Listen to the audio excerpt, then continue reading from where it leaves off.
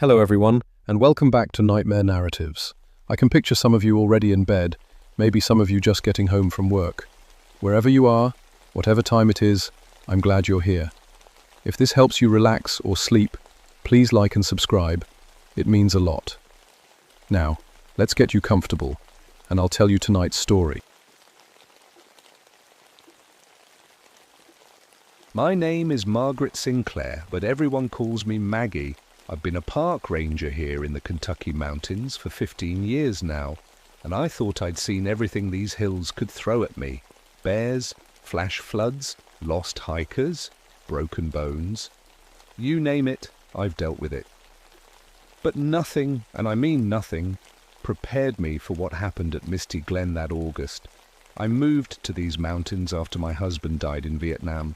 I was a nurse back then, working the night shift at Louisville General, but after Tommy's funeral, I couldn't stand being around all that pain and sickness anymore.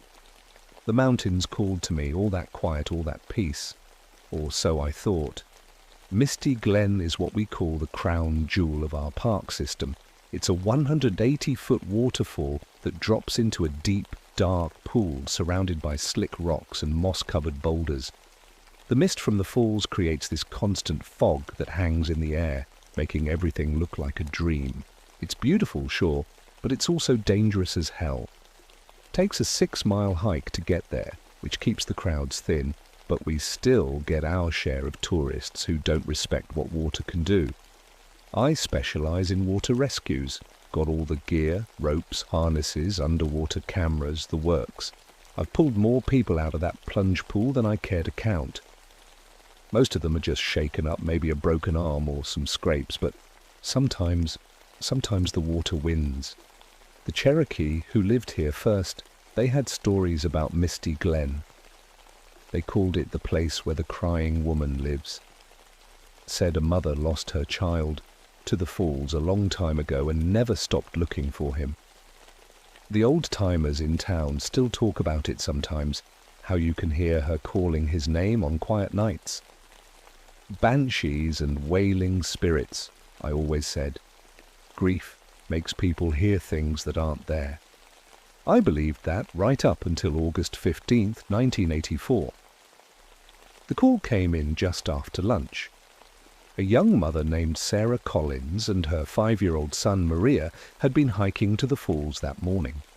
They were supposed to meet Sarah's sister back at the parking area by noon, but they never showed up. The sister waited until 2 o'clock before driving to the ranger station. They're probably just taking their time, I told her. A lot of people lose track of time up there. The mist makes everything feel like another world. But even as I said it, something felt wrong. We'd had heavy rains the week before and the waterfall was running higher than usual. The rocks would be extra slippery and the current in the pool would be stronger. A mother with a small child should have been extra careful.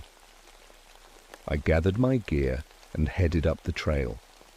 It was a hot day, the kind where the humidity sits on your shoulders like a wet blanket. The closer I got to the falls, the cooler the air became, thick with mist and the sound of rushing water.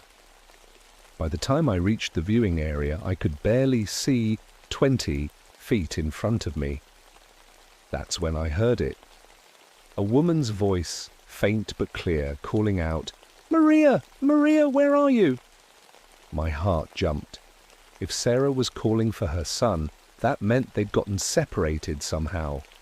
I called back, "This is Ranger Sinclair, where are you?" No answer, just the endless roar of the waterfall.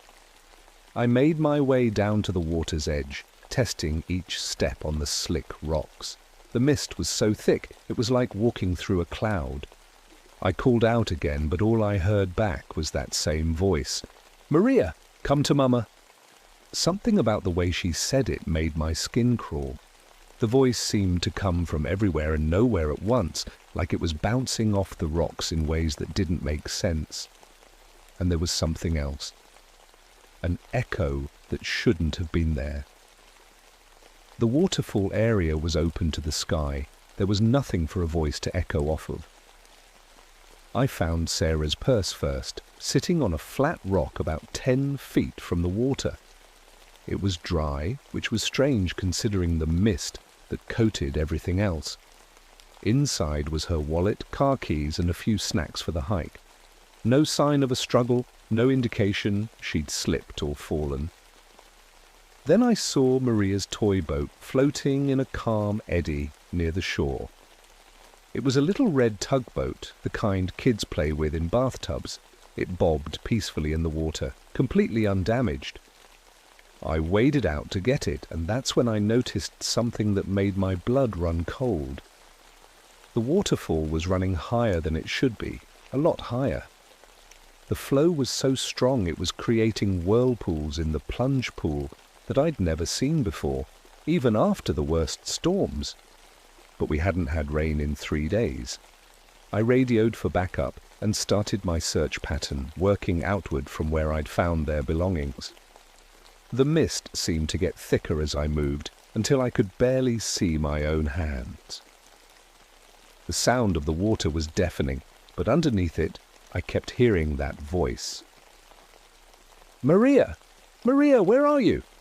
It was getting closer. By the time my backup arrived, the sun was starting to set, and the mist around the falls had taken on an eerie golden glow.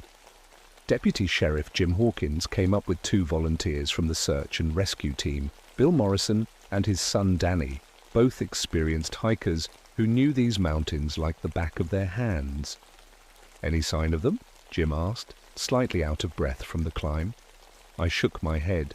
Found the mother's purse and the kid's toy, but no trace of them. Water level's higher than it should be, though. Something's not right here. Bill was already setting up the underwater camera equipment.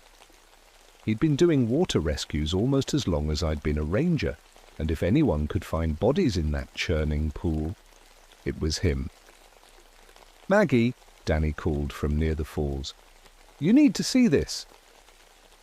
I made my way over to where he was standing, about 15 feet from the base of the waterfall. He was pointing at the water. "Look at the current pattern," he said. "See how it's flowing?" I looked where he was pointing and felt my stomach drop. The water was moving in a spiral pattern that made no sense. Instead of the chaotic churning you'd expect from a waterfall this size, the current was organized, almost deliberate, like something was controlling it. "Never seen anything like that," Bill said, joining us with the camera gear. "It's like the water's been arranged." That's when we heard the crying.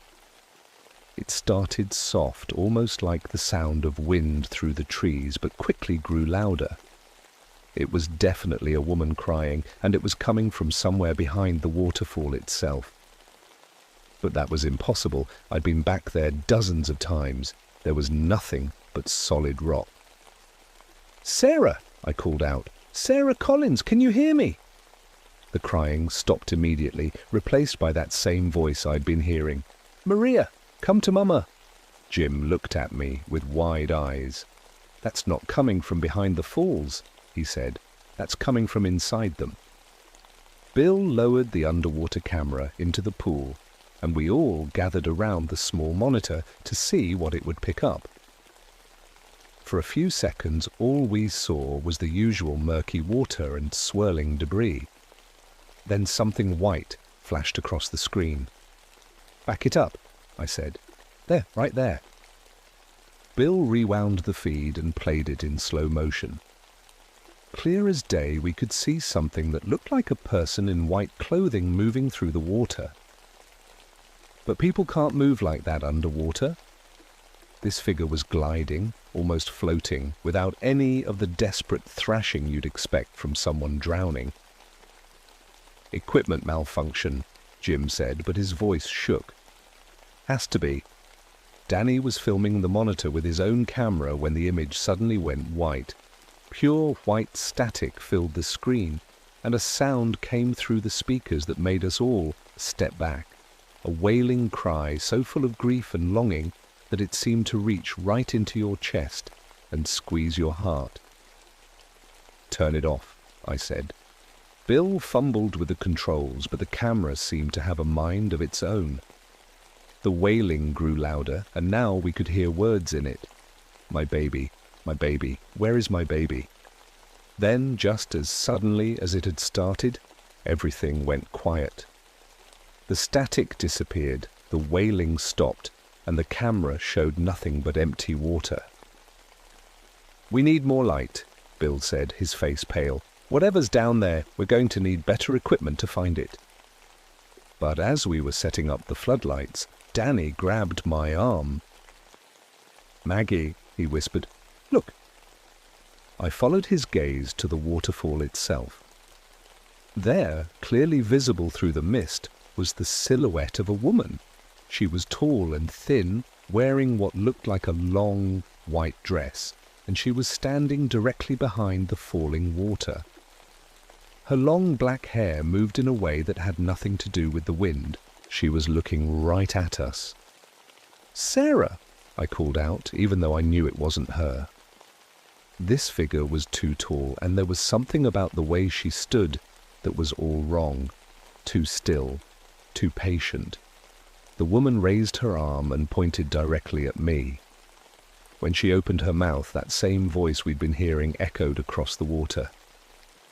"You understand loss. You know what it means to be alone." Ice ran down my spine. How could she know about Tommy? About the baby we never got to have? Jim was already reaching for his radio.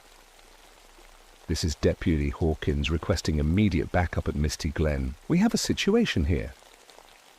But before he could finish the call, the woman stepped forward, and I swear to God, she stepped right through the waterfall like it wasn't there. One moment she was behind the wall of water. The next, she was standing on the rocks at the base of the falls, soaking wet but somehow not dripping. "Where is Maria?" she asked, and her voice was like the sound of water over stone, soft but relentless. "I've been calling for so long." That's when I understood.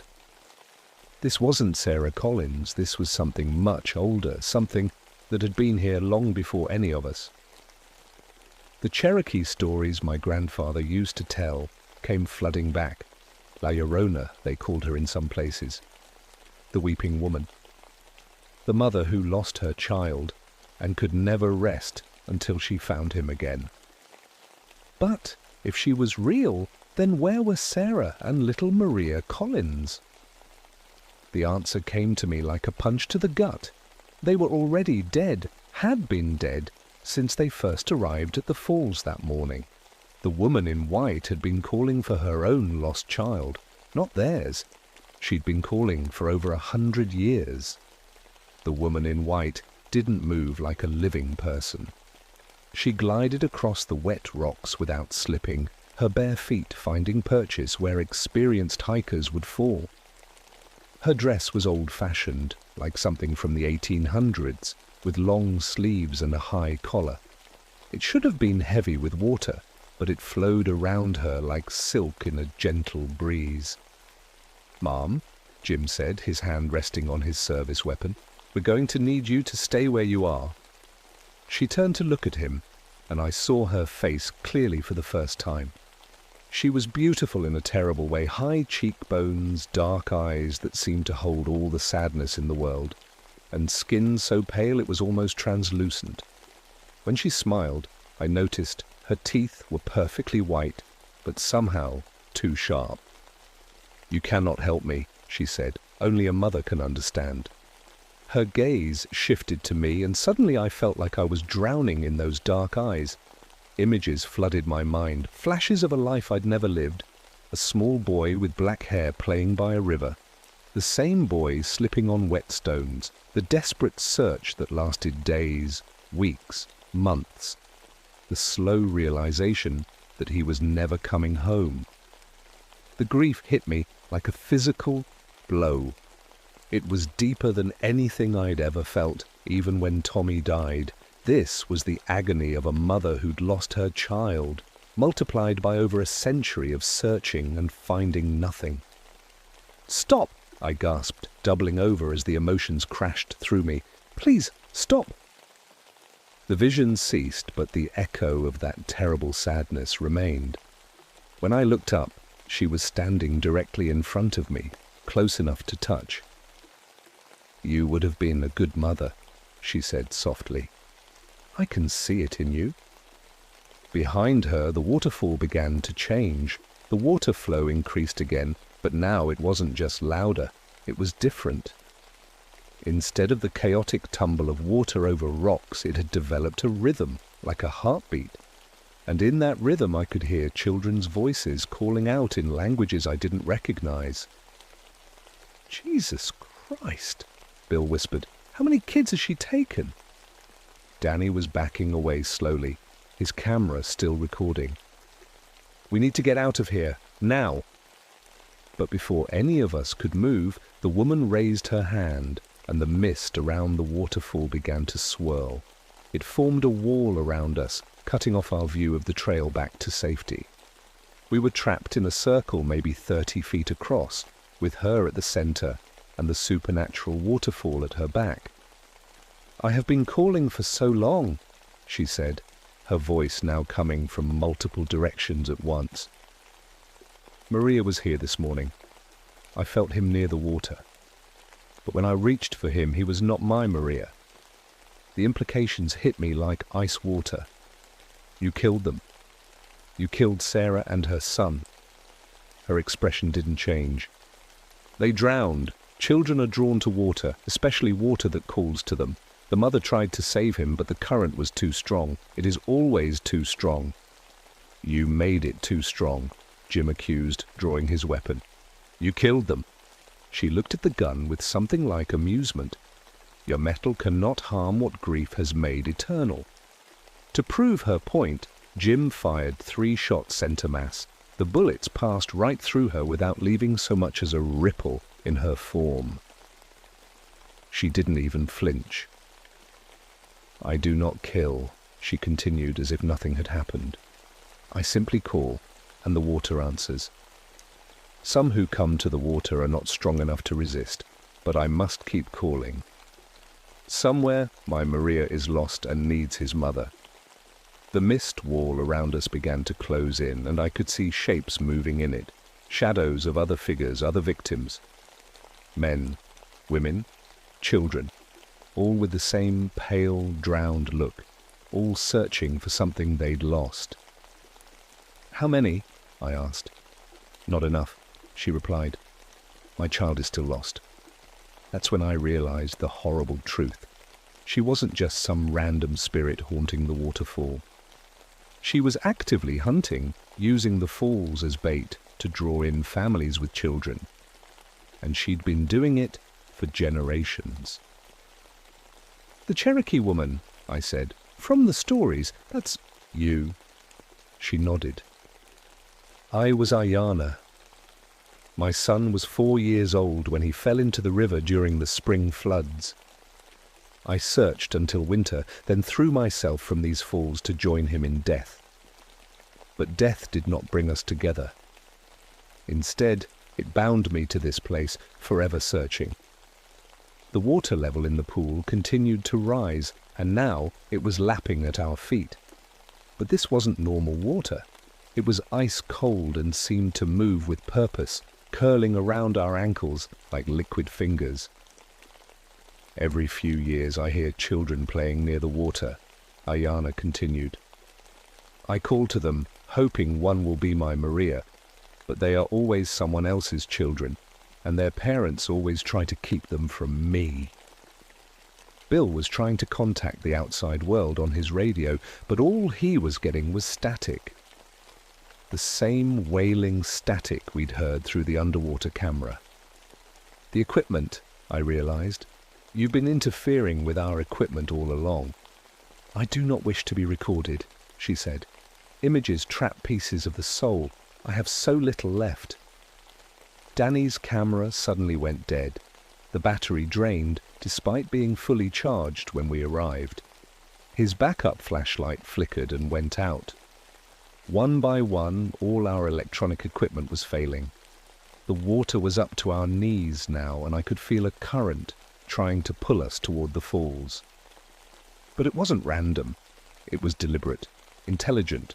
The spirit was herding us like sheep. "What do you want from us?" I demanded. Ayana's sad smile returned. "I want you to understand. You, who know what it means to lose someone.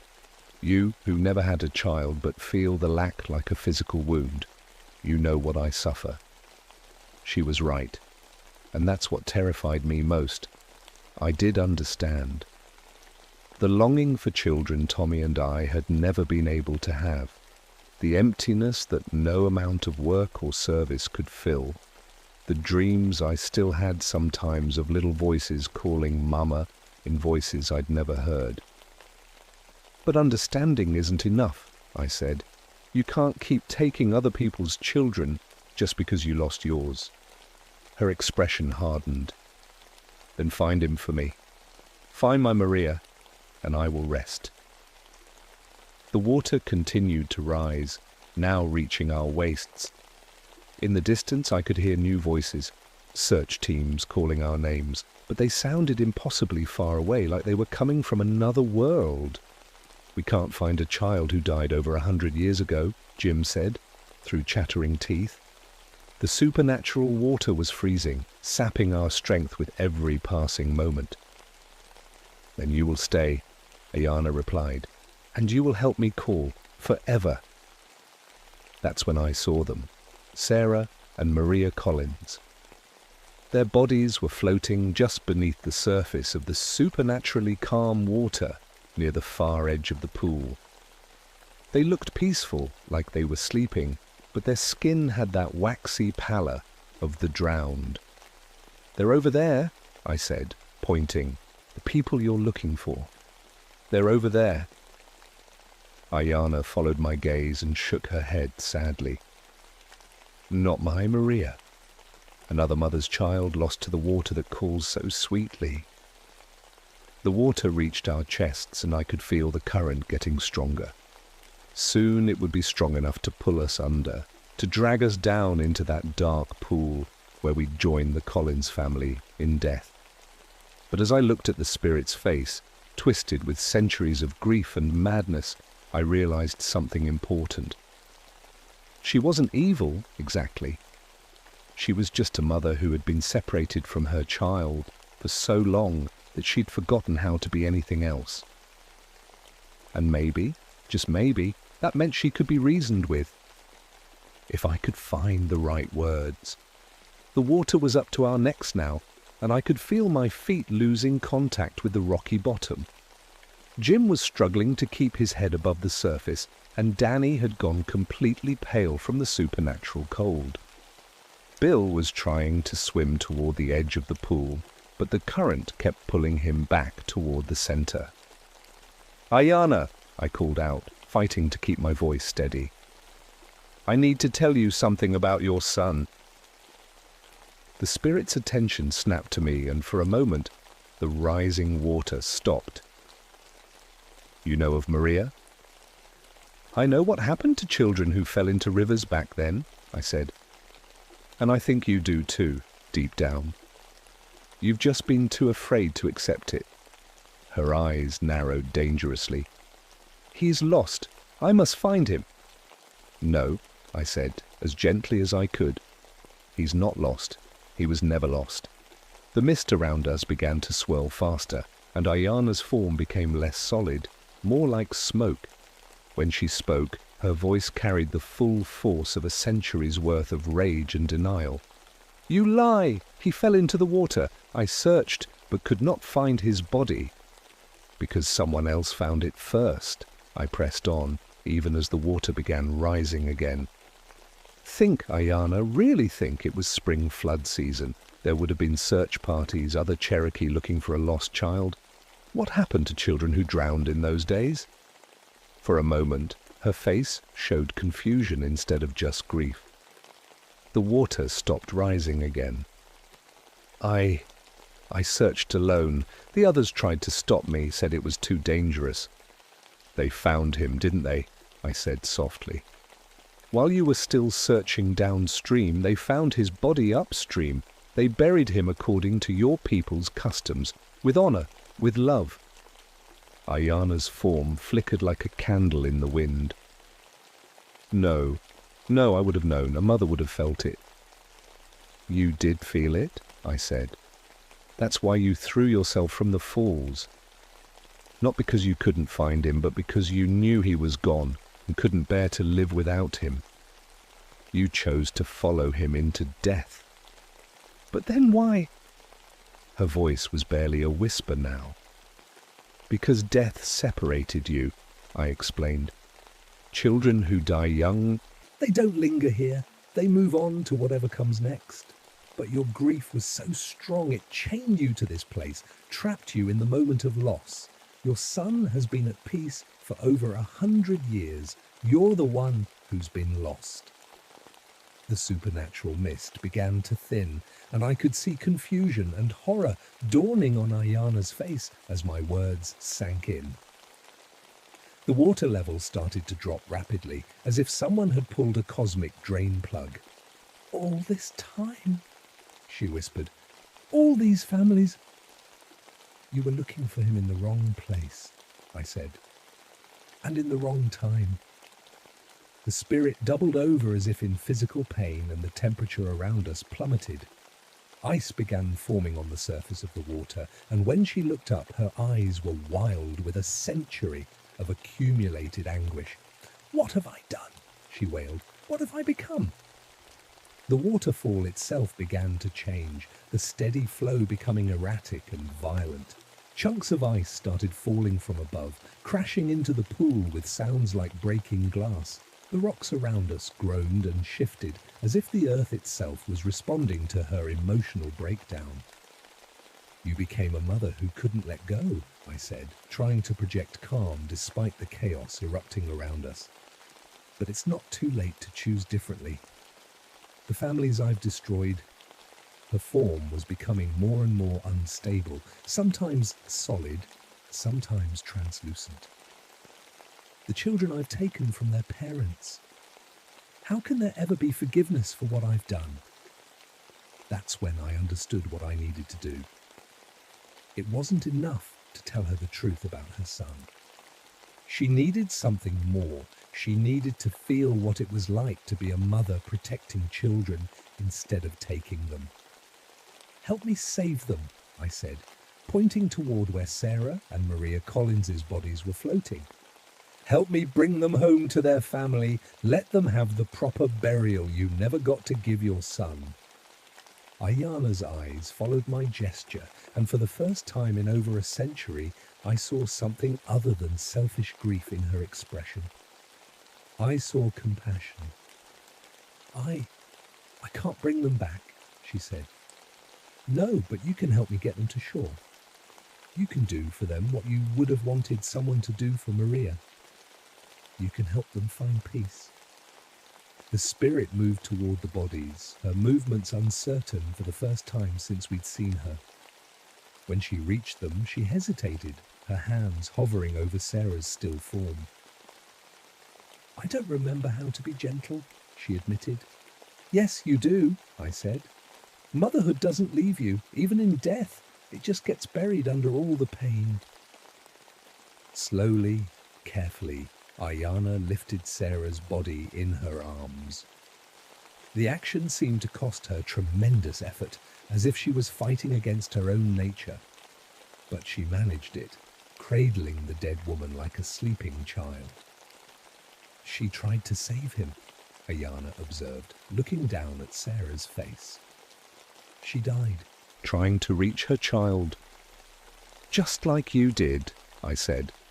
Tears began flowing down the spirit's cheeks, the first genuine tears she'd shed in over 100 years, I suspected. As each drop hit the water, the supernatural disturbances around us calmed a little more. Together we brought Sarah and little Maria to the shore.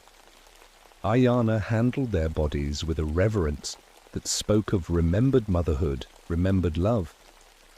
When we laid them gently on the rocks, she knelt beside them and began to sing, a Cherokee lullaby in a language I didn't understand, but somehow felt in my bones. "Now they can rest," she said, when the song ended. Now their family can say goodbye. The mist around the waterfall was dissipating, and I could see flashlight beams in the distance. The search teams were finally able to reach us. "What about you?" I asked. "Can you rest now?" Ayana looked up at the waterfall, then back at me. "I've been a guardian of the wrong kind for so long. Maybe I could learn to be a different kind. A protector instead of a hunter." "Your son," I said gently. "Can you feel him now? Can you feel that he's safe?" She closed her eyes and was still for a long moment. When she opened them again, there was peace there for the first time.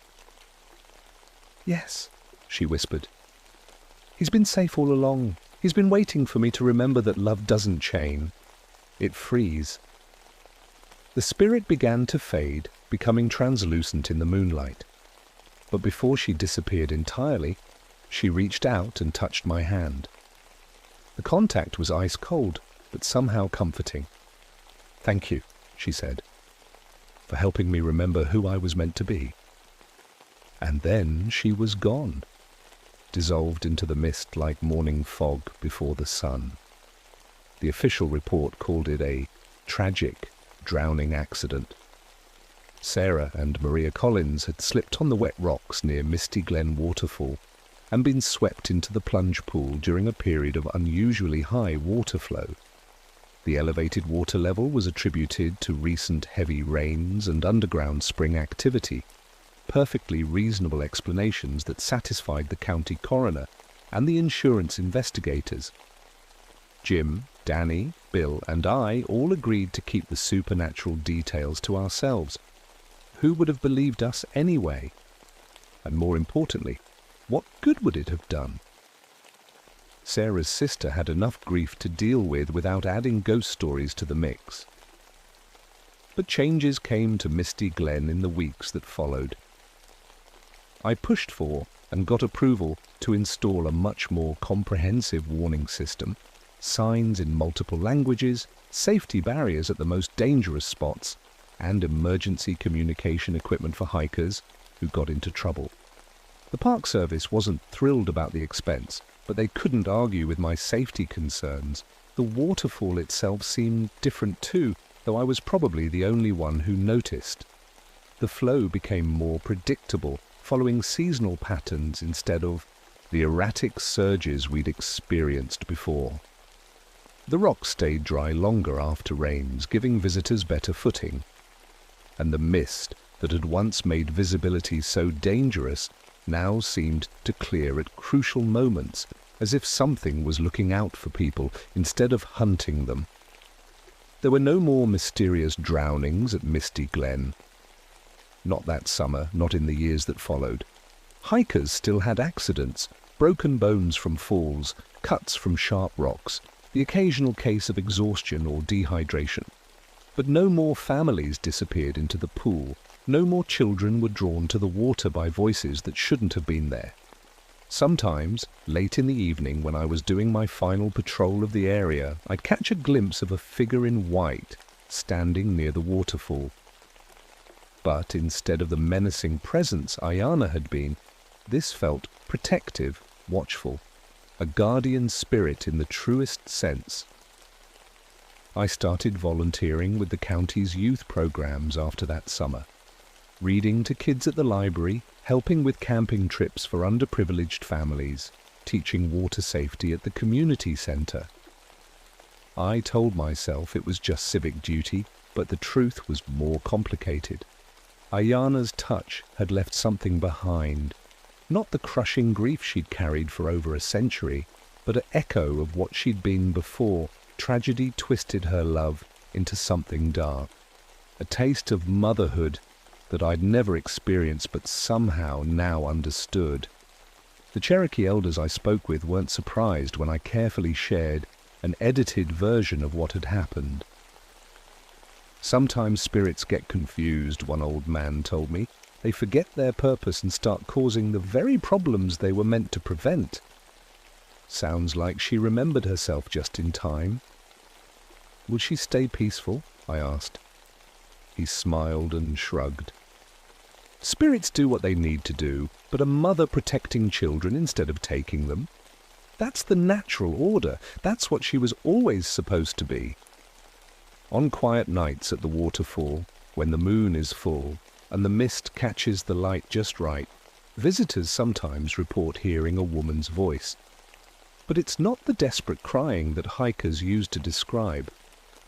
Instead, they hear someone singing, Cherokee lullabies that seem to come from the water itself, beautiful and calming, like a mother singing her children to sleep.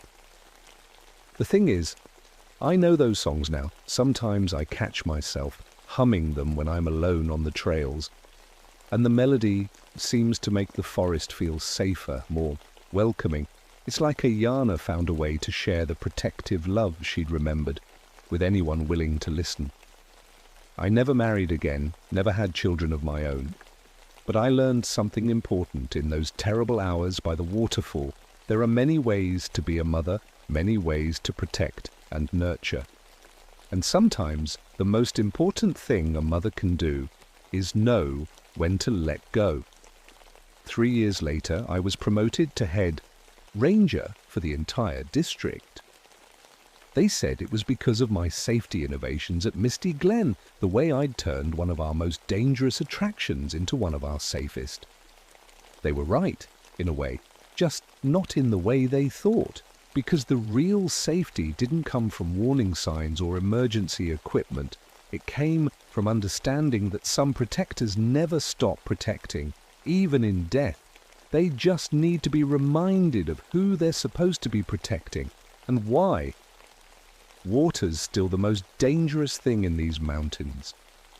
But now I know it can be the most protective thing too, when it's guided by love instead of loss. And late at night, when I'm alone with my thoughts and the endless sound of falling water, I sometimes whisper, "Thank you, Ayana, thank you for remembering." The mountains always whisper back.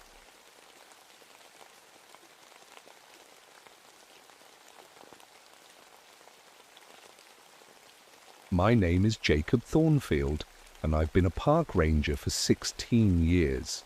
Most folks who've never worked underground don't understand the weight of earth above your head. How it presses down on you makes every breath feel borrowed. But I know caves better than most men know their own backyards. Had to learn them after what happened to my father in the coal mines. Devil's Hollow sits 22 miles from the nearest town in Monongahela National Forest. It's a limestone cave system that drops 300 feet straight down into the mountain's belly. The Cherokee used to call it sacred ground, but white folks started exploring it in the 1800s. Some of them never came back out. I never believed in the old stories. Thought cave-ins and gas pockets explained the missing folks. Been down in Devil's Hollow maybe 50 times over the years, mapping passages, checking for rockfall, doing standard safety surveys. It's just stone and water and darkness, same as any other cave. That was before October of 1973. My daughter Emma was 15 then, 3 years after her mother died in that car accident. Emma was everything to me, smart as a whip, brave as her mama, with the same green eyes that could see right through my lies when I pretended work didn't scare me sometimes. She was on a school camping trip that week, staying at the campground near Devil's Hollow with her geology class. The call came in on a Tuesday morning. 3 teenage boys had gone into the restricted cave system around sunset the day before. Hadn't come back out. Their parents were frantic, and the local sheriff wanted our cave rescue team assembled fast. I knew those boys, Billy Matthews, Tommy Chen, and little Davy Roberts. Good kids, mostly. Billy was the ringleader type who probably convinced the others to sneak past the warning signs. They'd been missing 18 hours when I got the call. Standard protocol was simple. We'd go in with full rope rescue gear, carbide lamps, emergency oxygen, the works. I knew every mapped passage in that cave system by heart, had the blueprints memorized from years of geological surveys. 3 lost teenagers should have been a routine recovery. Should have been. I was checking my gold line rope and wheat lamp when the radio crackled to life. Static filled the ranger station, but underneath it, I heard something that made my skin crawl. It sounded like singing, not human singing, something else. Something that echoed up from deep underground. Must be interference, I told Jenny Walsh, my partner. She was new to cave rescue, but solid, reliable. Radio waves bounce funny off limestone, but the singing kept going, low and haunting, like a hymn being played backward. That should have been my first warning. We rappelled down into Devil's Hollow at noon, me and Jenny and Rick Oakley, a junior ranger who knew the cave system pretty well. The main entrance is a natural sinkhole that opens like a mouth in the forest floor. Limestone walls drop straight down for 50 feet before opening into the cathedral chamber. Everything seemed normal at first.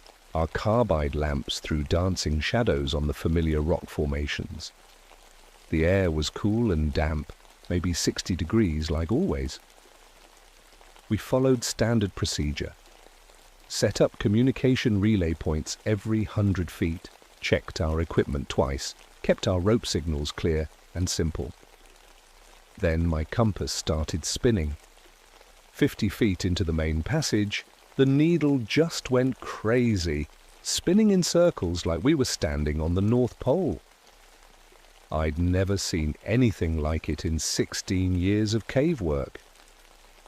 "That's weird," Rick said, checking his own compass. "Same thing, spinning wildly with no fixed direction." "Must be iron deposits in the rock," I told them, though I'd mapped this section a dozen times and never seen any magnetic anomalies. "We'll navigate by landmarks." But the cave felt wrong. The temperature had dropped maybe 20 degrees below normal, and our breath came out in little puffs of vapor. No geological reason for it to be that cold. The limestone here was stable, no underground streams that might carry cold air from deeper chambers. We pushed deeper, following the main passage toward the back chambers where the boys most likely got lost. Our rope signals got confused somewhere around the 100-foot mark. Jenny would tug twice for all clear, but I'd feel 3 tugs on my end. Rick reported feeling signals nobody sent. "Rope's playing tricks," I said, though my hands were shaking a little. Friction against the rock changes how the tugs feel. That's when we found the backpacks. 3 school backpacks arranged in a perfect circle around an underground pool I'd never seen before, not scattered like kids dropped them in a hurry, arranged, neat and precise, like someone had placed them there on purpose. The pool was maybe 10 feet across, filled with the clearest water I'd ever seen. So clear you could count the pebbles on the bottom, even though my lamplight showed it went down at least 30 feet. Steam rose from the surface, which was impossible. The cave temperature was too cold for warm water. "Billy? Tommy? Davy?" I called out. My voice echoed strangely, coming back with extra syllables I hadn't spoken. No answer. We searched the area around the pool, looking for any sign the boys had been there. Jenny found something that made her stop dead in her tracks. "Jacob," she whispered, "look at these scratches." Claw marks scored the limestone wall beside the pool, deep gouges that went up maybe 8 feet high, too high for any human to reach, too regular for natural formation. The marks were fresh, limestone dust still scattered at the base of the wall. "Cave bear," I said quickly, though I knew better. No cave bears in West Virginia, hadn't been any for over a century. And the scratches were wrong somehow, too deliberate, like someone had carved a message in a language I couldn't read. Our radios crackled with static, but underneath the white noise we all heard it, that same singing from the ranger station, closer now, echoing from somewhere deeper in the cave system. And then Jenny screamed. She was pointing across the pool, her lamp beam shaking. "There! Did you see it?" A pale figure, tall as a man but wrong in every other way, had been standing in the passage on the far side. just for a second, long enough for her light to catch it before it melted back into the darkness. "Just shadows," I said, but my voice cracked a little. "Light plays tricks underground." Rick was backing toward the entrance, eyes wide. "We should get help. Call in more rangers, maybe some spelunkers who know these back passages." I checked my watch. The hands were moving backward. That's when I knew we weren't dealing with lost teenagers anymore. We should have left right then, should have rappelled back up to the surface and called for backup. But those were good kids down there, and I couldn't abandon them.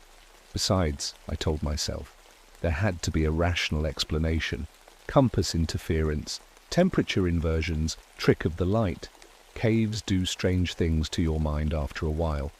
The passage beyond the pool wasn't on any of my survey maps. It opened like a doorway in the limestone, perfectly round and smooth. Warm air flowed from somewhere deep inside, carrying a smell like old bones and wet earth. Our lamps barely penetrated the darkness beyond. "This should be solid rock," I whispered, running my hand along the smooth stone walls. I mapped this section myself. There was no passage here. But there it was, wide enough for 3 men to walk side by side, sloping down into the mountain's heart. And from somewhere far below, we could hear voices. Not singing this time, talking, young voices, scared and lost. "Billy, that you?" I called into the tunnel. "Help us," came the reply, faint and echoing. "We can't find the way out."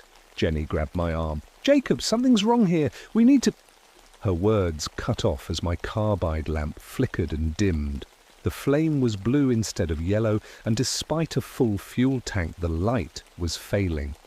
Rick's lamp did the same thing. Jenny's flashlight went dead completely. In the growing darkness, we heard footsteps. Slow, measured steps coming up from the deep tunnel. Not the quick, panicked sounds of lost teenagers. These footsteps were heavy, deliberate. Something big was walking toward us through the darkness. "Back to the entrance," I whispered. "Now!" But when we turned around, the passage we'd come through was gone. Solid limestone wall where the tunnel should have been, like the mountain had sealed itself behind us. Jenny's voice came out high and tight. "Jacob, how is that possible?" I ran my hands over the rock face. Smooth limestone, no cracks or openings. But I'd mapped every inch of this chamber. The passage had to be there. The footsteps were getting closer. And then we saw them. 3 figures emerged from the deep tunnel, pale as moonlight and tall as basketball players. They moved wrong, like their joints bent in places human joints don't bend. No eyes that I could see, just smooth white skin where faces should be. But they knew exactly where we were. One of them opened its mouth and made a sound like rocks grinding together. The noise echoed off the cave walls and spelled out words in my head. "Leave!" I grabbed Jenny and Rick, pulling them toward the pool. "The water, maybe there's another way out through the water." But Rick was staring at something behind us. "The kids," he whispered. "Oh God, look at the kids." Billy, Tommy and Davy stood with the pale figures. But they were changing. Their skin had turned white as chalk and their eyes were gone. Just smooth skin where their faces used to be. They moved with that same wrong-jointed walk, turning their heads toward us with unnatural precision. "We don't hurt," Billy said, but his voice sounded like stones falling. "It's better down here. You should stay with us." The pale figures, I started thinking of them as hollow dwellers, began moving toward us, not fast, but steady and unstoppable. One of them opened its mouth and let out a sound like a cave-in, a rumbling that made the whole chamber shake. Limestone dust rained from the ceiling. That's when I heard Emma's voice from the surface, far above. "Dad! Dad, where are you?" My little girl was up there somewhere, probably looking for me at the cave entrance. And these things, whatever they were, weren't going to let us leave. The chamber began to flood. Water poured from cracks in the ceiling, rising fast around our ankles. The hollow dwellers didn't seem to mind, but we'd drown in minutes if the water kept coming. "The pool," I said. "We have to try the pool." As we splashed toward the clear water, I saw something that made my blood freeze. Cherokee bone artifacts were arranged around the bottom of the pool in perfect patterns, a burial site. We'd disturbed a sacred burial site. The eldest hollow dweller, bigger than the others, spoke directly into my mind. I saw images of Cherokee warnings, of white settlers who ignored the old taboos, of what happened to people who disturbed the pale ones who guard the sacred caves. The boys hadn't been taken, they'd been transformed, turned into guardians like the creatures that had been protecting this place for hundreds of years. And now it was our turn. The water was up to our waists and rising fast. In the wavering light of our dying lamps, the hollow dwellers looked like ancient statues come to life. Their eyeless faces turned toward us with perfect coordination, as if they shared one mind. The biggest one, I thought of him as the Alpha, stepped into the flooding chamber without making a ripple. When he spoke, the words appeared in my head like they'd always been there. "You have disturbed the sacred rest. The boys paid the price willingly. They understand now. They guard the deep places with us." Billy stepped forward, his transformed face eerily calm. "It doesn't hurt, Mr. Thornfield. We can feel everything through the stone now. Every footstep on the mountain, every breath of wind through the trees. We're part of something bigger." I looked at what had been 3 normal teenagers just 2 days ago. Their white skin seemed to glow with its own light, and they moved through the rising water like they belonged in it, like they'd never been human at all. "Let us go," I said out loud, surprised by how steady my voice sounded.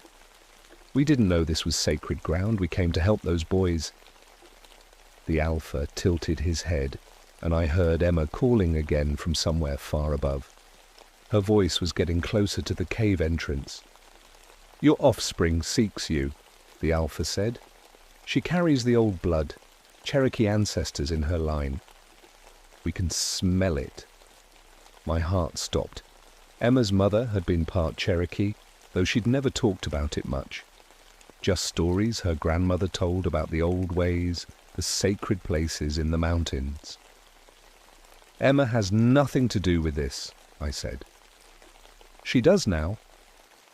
The Alpha gestured, and the cave entrance above us began to seal itself. I could hear limestone grinding against limestone, the opening getting smaller. Emma's voice became muffled, then distant. "Dad, the cave is closing! Dad, where are you?" Rick was shoulder-deep in water now, struggling to stay afloat. Jenny had found a ledge to stand on, but it wouldn't be above water much longer.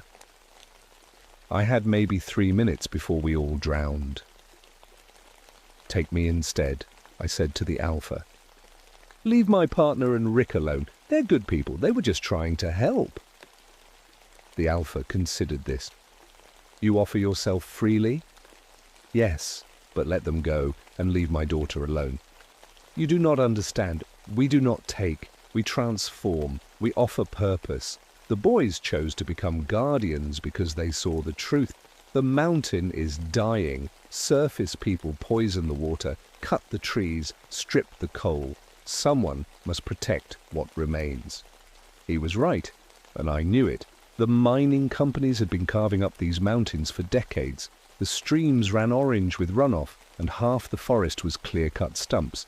Maybe the Cherokee had been right to protect places like this, but Emma didn't deserve to pay for our mistakes. "There has to be another way," I said. The Alpha stepped closer, and I felt his thoughts pressing against my mind. Images flashed through my consciousness. Centuries of Cherokee ceremonies in this cave, white settlers ignoring sacred boundaries, the slow death of the mountain ecosystem, and underneath it all, a deep sadness that went back generations. Then I remembered something my father used to sing when I was small. A Cherokee song his grandmother had taught him about making peace with the spirits of the deep places. The words came back to me like they'd been waiting all my life. I started to sing. It was an old peace song, one that acknowledged the sacred nature of the earth and asked forgiveness for disturbances caused by ignorance. My father's voice seemed to join mine, carried up from whatever place the dead go when their work is done. The alpha stopped moving, all the hollow dwellers stopped moving, the water stopped rising, and for the first time since we'd entered the cave, I felt hope. The peace song worked because it was true. I meant every word about respecting the sacred places, about understanding our responsibility to protect what remained of the old world. The alpha listened to the whole song, his eyeless face turned toward me like he could see something in my heart. When I finished, he nodded once. "You carry the old wisdom. This is acceptable." The water began to drain away, disappearing into cracks in the limestone floor that hadn't been there before. Jenny and Rick coughed and gasped as they found solid ground again. Above us, I could hear the cave entrance grinding open. "The boys?" I asked. "Will remain. They chose this path, but they will be honored guardians, not prisoners." Billy stepped forward one last time, and for just a moment I could see the kid he'd been in his transformed features.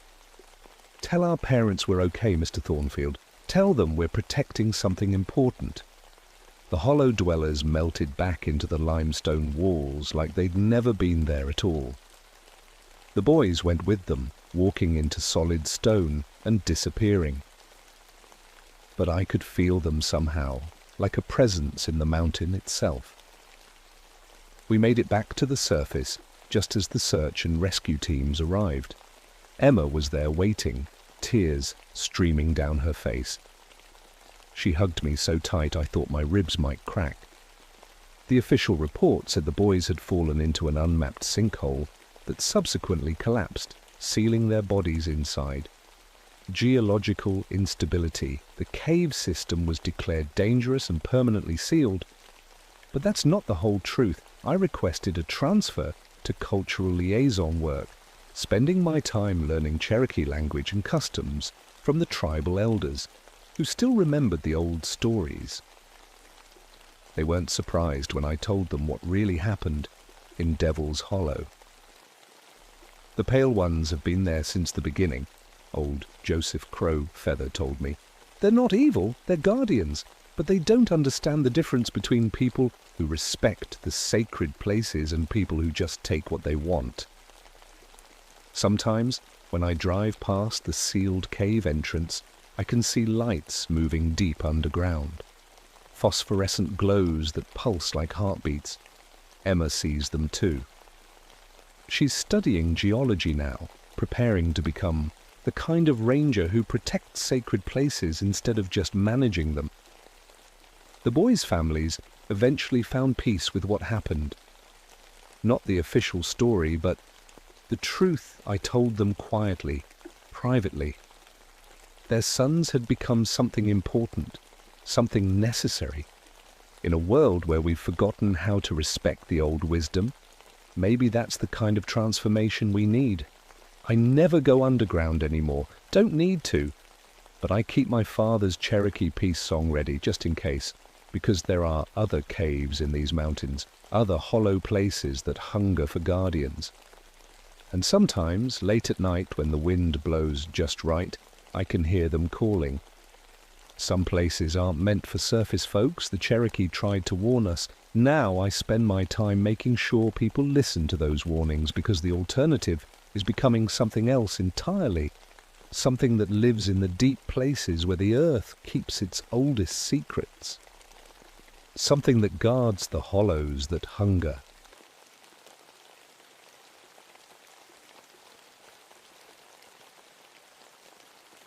My name is Catherine Ashford, but everyone calls me Kate. I've been a park ranger in the Great Smoky Mountains for 11 years now, and I thought I'd seen everything these old hills could throw at me. Bears, lost hikers, flash floods, you name it. But I was wrong. Dead wrong. Most folks don't know their family history, past their grandparents. Me? I can trace my roots back to the first settlers who carved homes out of these mountains. In the 1840s, my great-great-grandmother, Mary Ashford, was born right here on Ravens Ridge, back when it was still a real town with real people living real lives. That November morning started like any other. The first snow had fallen the night before, dusting the peaks white and making the whole world look clean and new.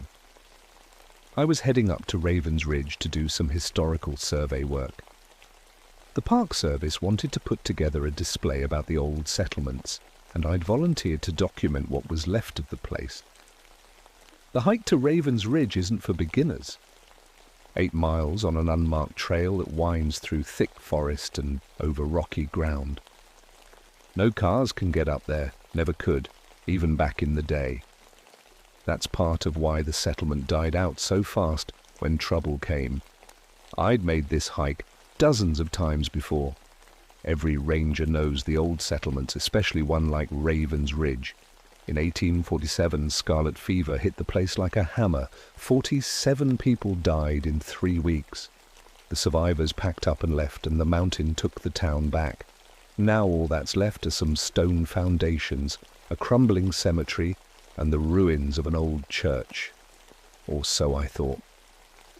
As I climbed the final ridge that morning, something felt off. The woods were too quiet. No birds singing, no squirrels chattering in the trees. Even the wind seemed to hold its breath. I told myself it was just the snow, the way it muffles sound and makes everything feel distant. Then I heard it. Bong, bong, bong. Church bells, clear as day, ringing out across the ridge in slow, measured tolls. I stopped dead in my tracks and listened. The sound was coming from the direction of the old settlement, echoing off the mountain walls like it was bouncing around inside a giant bowl. I checked my watch. 3 in the afternoon, broad daylight, and there wasn't a working church within 15 miles of Ravens Ridge. I picked up my pace, my boots crunching through the snow. The bells kept ringing as I climbed, that slow, heavy rhythm that makes your chest feel tight. I knew that sound. It was a funeral toll. 1 ring for each year of the dead person's life. I'd heard it plenty of times in the valley churches below. But who was being buried up here? The bells stopped just as I crested the ridge and saw the settlement spread out below me, or what was left of it. Stone foundations poking up through the snow like broken teeth. The cemetery with its tilted headstones, and at the far end, the skeleton of the old church, its walls still standing, but the roof long gone. Everything looked normal, empty, dead. I set up my equipment near the church ruins and got to work. I had my camera, my measuring tools, and a thick folder full of genealogical records I'd pulled from the county archives. The plan was to map out where each building had stood and match them up with the historical documents. But I kept thinking about those bells. I walked over to where the church bell tower had been. Nothing left but a pile of stones where it had collapsed years ago. No bell, no rope, no way for anything to make that sound. Atmospheric conditions, I said out loud, just to hear my own voice. Sound carries funny in the mountains. Could be echoes from the valley churches. It sounded reasonable when I said it, but my skin was crawling, and I couldn't shake the feeling that something was watching me from the empty windows of the ruined church. As the afternoon wore on, I lost myself in the work. Measuring foundations, taking pictures, cross-referencing my maps with the old records. The Ashford family plot was right where the documents said it would be. a small section of the cemetery with 5 headstones, including one for a baby who died just days after birth. I knelt down and brushed snow off the largest stone. William Ashford, I read aloud, 1802 to 1847, beloved husband and father. My great-great-great-grandfather. He died in the scarlet fever outbreak along with his wife and 3 of their children. Only little Mary had survived, taken in by relatives in the valley below. The temperature was dropping fast as the sun got lower. I could see my breath and my fingers were getting numb even through my gloves. Time to pack up and head back down. That's when I heard the bells again. This time they were louder, clearer, like someone was standing right next to me ringing them in my ear. The same slow funeral rhythm. I counted the tolls automatically, the way you count thunder after lightning.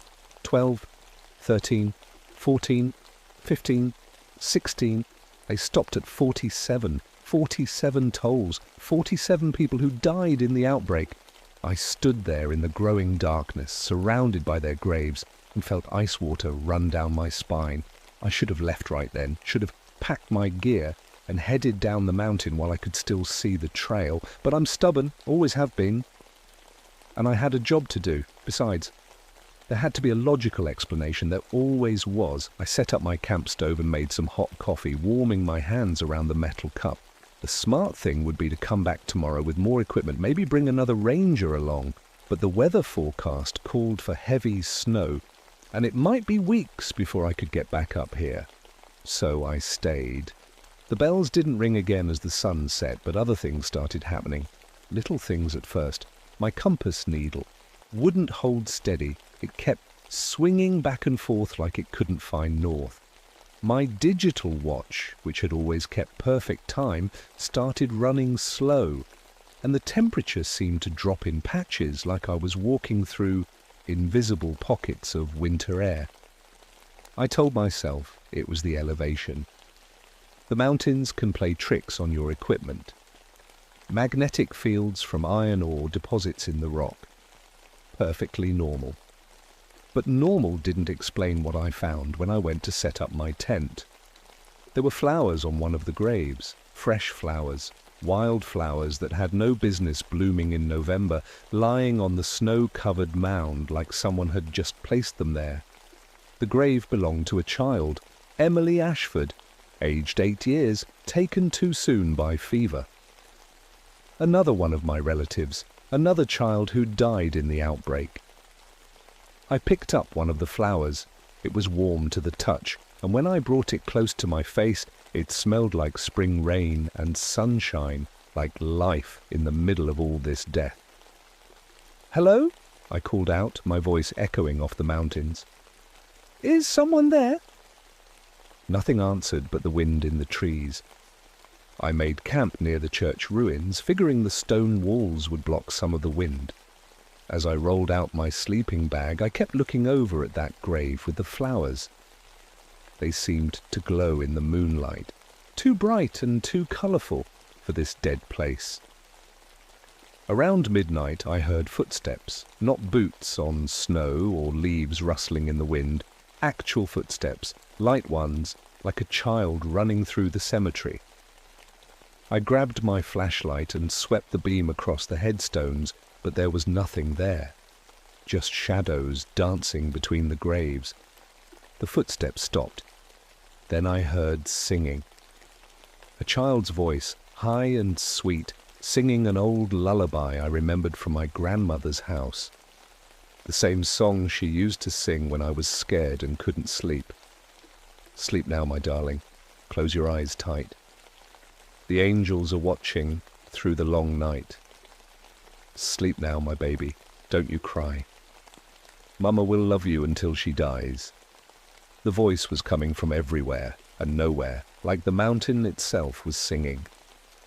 I followed the sound through the cemetery, my flashlight beam jumping from stone to stone.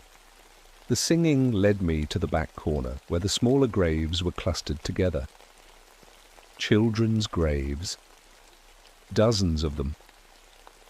That's when I saw her. a little girl in a white nightgown, standing next to one of the headstones. She couldn't have been more than 8 years old, with long dark hair that hung loose around her shoulders. She was looking right at me, and her eyes were the saddest thing I'd ever seen. "Emily," I whispered. She smiled, just a little, and pointed to something at my feet. I looked down and saw a piece of paper stuck under a rock. Old paper, yellowed with age, covered in a child's careful handwriting.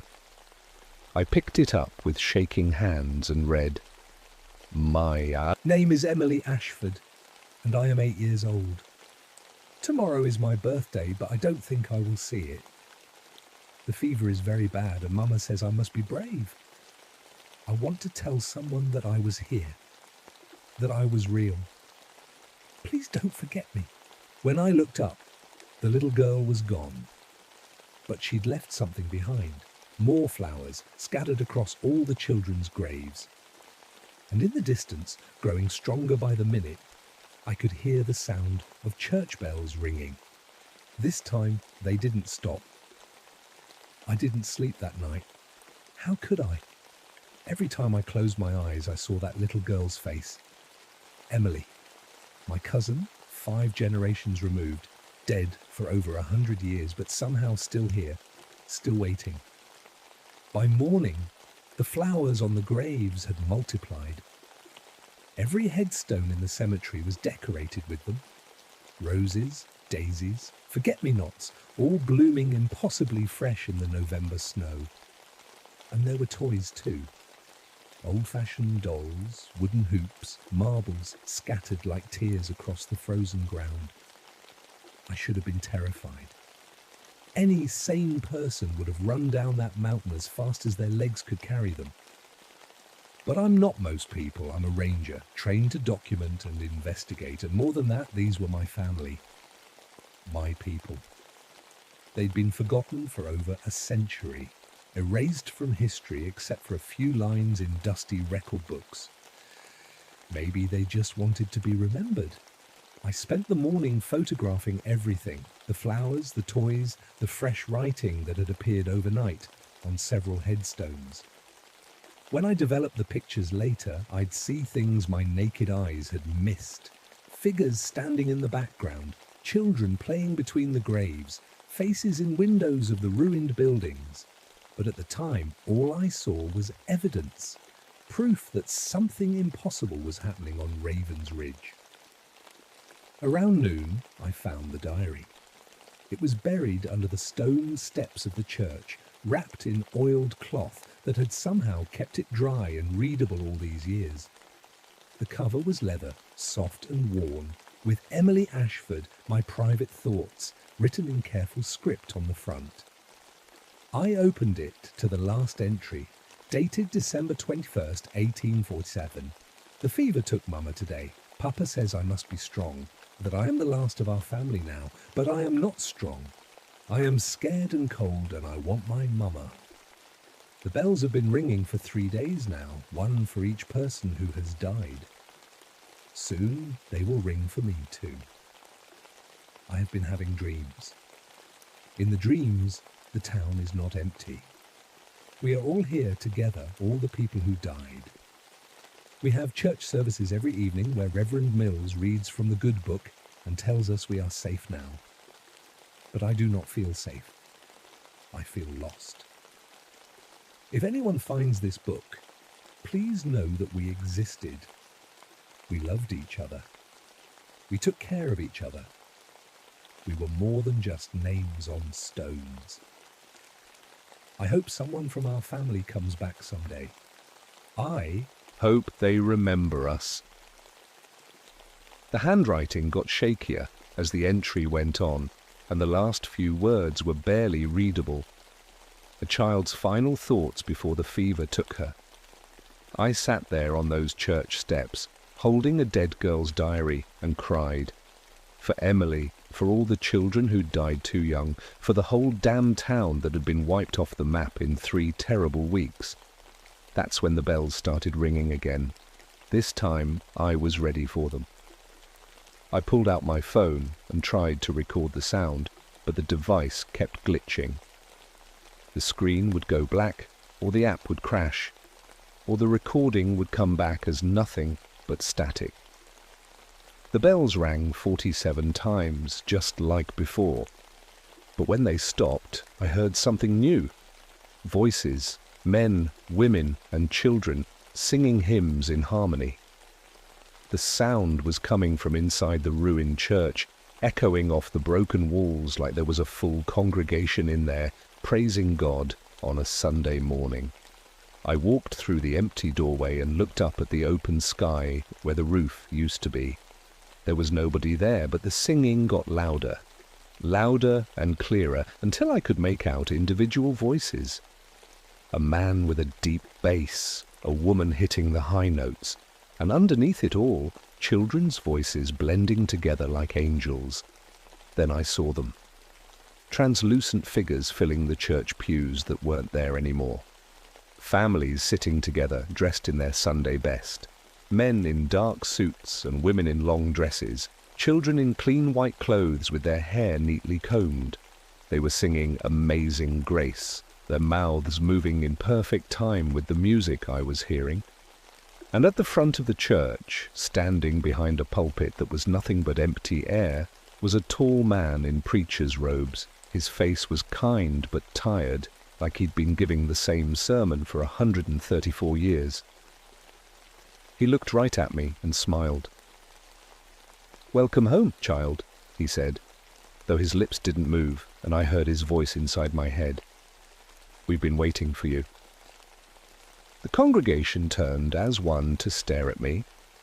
47 faces, young and old, all showing the same expression of desperate hope, like they'd been holding their breath for over a century, and finally, someone had come to let them exhale.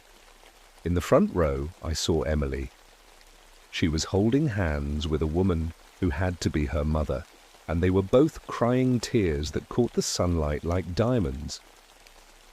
"Please," Emily whispered, her voice carrying across impossible distance. "Please help us go home." The vision lasted maybe 10 seconds. Then the church was empty again, filled with nothing but snow and shadows and the sound of my own heartbeat hammering in my ears. But I understood now. They weren't haunting this place because they were evil or angry. They were trapped here because they'd never been properly laid to rest. The outbreak had happened so fast, the dying so overwhelming that there'd been no time for proper funerals, no time for goodbyes. The survivors had fled in terror, leaving the dead to bury themselves, and my ancestor Mary, just 8 years old, had been the last of our family to leave this place. The last one to see them alive. Now I was the first to come back, the first one who could finish what had been started a century and a half ago. That night, Emily came to me in dreams. I was standing in the cemetery, but it wasn't the broken, overgrown place I'd seen in daylight. This was how it had been in 1847, neat and well-tended, with fresh flowers on every grave and wooden crosses marking the newest burials. Emily was waiting for me by her own headstone, but she wasn't alone. The whole town was there, men, women, and children, all of them pale and translucent, all of them watching me with those same desperate, hopeful eyes. "You came back," Emily said, reaching out to take my hand. Her fingers were cold, but solid, real as anything. Great-great-grandmama Mary promised someone would come back. "What do you need me to do?" I asked. The little girl led me through the crowd of spirits to the center of the cemetery, where a large circle of stones had been arranged around a bare patch of earth. "This is where they put the others," she said, "the ones who died too fast for proper graves. 23 souls laid to rest without prayer or ceremony. A mass grave." The historical records hadn't mentioned it, but it made sense. When people are dying faster than you can dig individual plots, you do what you have to do. "We can't move on," said a woman I recognized as Emily's mother. Not until we've been properly blessed and sent home to God. Will you help us? I woke up knowing exactly what I had to do. The problem was, I didn't know how to do it. I'm not a preacher. I've never performed a funeral service in my life. But I remembered my grandmother's stories about the old ways, the mountain traditions that went back generations. And I had Emily's diary, which included detailed descriptions of how funeral rites were conducted in the settlement. I spent the morning gathering what I needed. Pine boughs for ceremonial wreaths, stones from the creek to mark the mass grave properly. Candles I'd brought for emergencies, now repurposed for memorial service, and words, prayers and readings I copied from the diary, written in Emily's careful handwriting. As the sun started to set, I set up the ceremony site. I arranged the stones in a proper circle, placed candles at cardinal points, and laid out pine wreaths for each of the 23 souls buried in the mass grave. Then I opened Emily's diary to the page where she'd written about her father's funeral and began to read. "We are gathered here to remember the dead," I said, my voice carrying across the empty cemetery. "To honor their memory and help them find their way home." The air shimmered, and suddenly I wasn't alone anymore. They came out of the forest, out of the ruins, out of the very stones themselves. 47 spirits, the entire population of Raven's Ridge, gathering around me in a circle, men and women and children, all dressed in their finest clothes, all looking at me with gratitude and relief. Emily stood at my right hand, her mother at her left. The preacher took his place across from me, his Bible open to a passage about eternal rest. And in the center of it all, the mass grave seemed to glow with soft, golden light. "Speak their names," the preacher said, his voice echoing from very far away. I read from the records I'd brought, calling out each name slowly and clearly. Thomas Whitman, aged 45. Sarah Whitman, aged 42. Jacob Whitman, aged 12. As I spoke each name, a figure stepped forward and bowed their head. Men who'd been fathers and farmers, women who'd been mothers and healers, children who'd barely had a chance to live. When I finished the last name, the spirits began to sing. The same hymn I'd heard in the ruined church, but this time I could feel it as well as hear it. The melody wrapped around me like warm arms, filled with peace and joy and the kind of love that transcends death. The light from the mass grave grew brighter, and I realized it wasn't coming from the ground. It was coming from somewhere else, somewhere beyond this world. A doorway opening, a path home. One by one, the spirits began to fade. But before they left, each one stopped to touch my hand or shoulder, to whisper thank you, in voices like wind through leaves. The preacher was the last to go, placing his hand on my forehead in blessing. "You done good, child," he said. "Your family can be proud." Emily lingered the longest, holding my hand as her form grew more and more transparent. "Will you remember us?" she asked. "Always," I promised. She smiled one last time, and then she was gone, following the light to wherever spirits go when they finally find peace. The bells rang once more as the last ghost disappeared.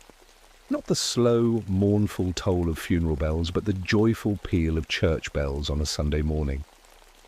Then silence fell over Raven's Ridge, deeper and more complete than any quiet I'd ever heard. For the first time in 134 years, the dead were truly at rest. I hiked back down the mountain the next morning, but I wasn't the same person who'd climbed up 3 days before. How could I be? I'd looked into the eyes of the dead and helped them find their way home. I'd completed a sacred duty that had been waiting 5 generations for someone from my family to fulfill. The Park Service was skeptical when I filed my report, but they couldn't argue with the evidence. The historical survey was more complete than anyone had expected, with photographs and documentation that would help preserve the memory of Ravens Ridge for future generations. I recommended the site be designated as a historic cemetery and protected under state preservation laws. What I didn't tell them was that the bells had stopped ringing. The reports from hikers stopped too. No more midnight tolling echoing across the mountains. No more mysterious sounds that couldn't be explained. Ravens Ridge had gone quiet at last, but I kept going back. Once a month, I make the 8-mile hike to tend the cemetery and leave flowers on the graves. I've got funding now to restore the headstones and clear the underbrush. The mass grave has its own monument, with all 23 names carved in black granite. And every year, on November 22nd, the anniversary of the outbreak, I hold a memorial service. It's a small gathering, mostly park rangers and local historians, along with a few descendants of families who lived in the area.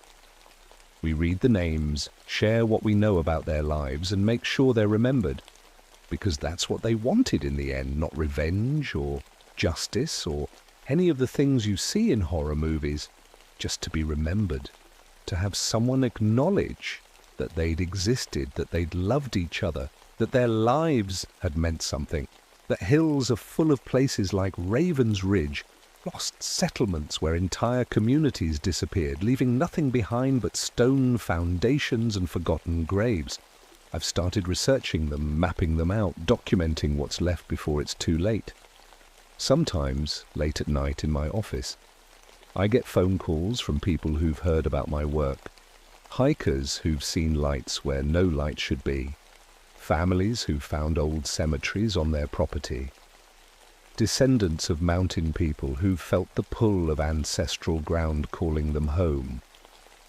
I listen to their stories, and I help when I can, because I understand now that some debts pass down through blood from generation to generation until someone finally steps up to honor them.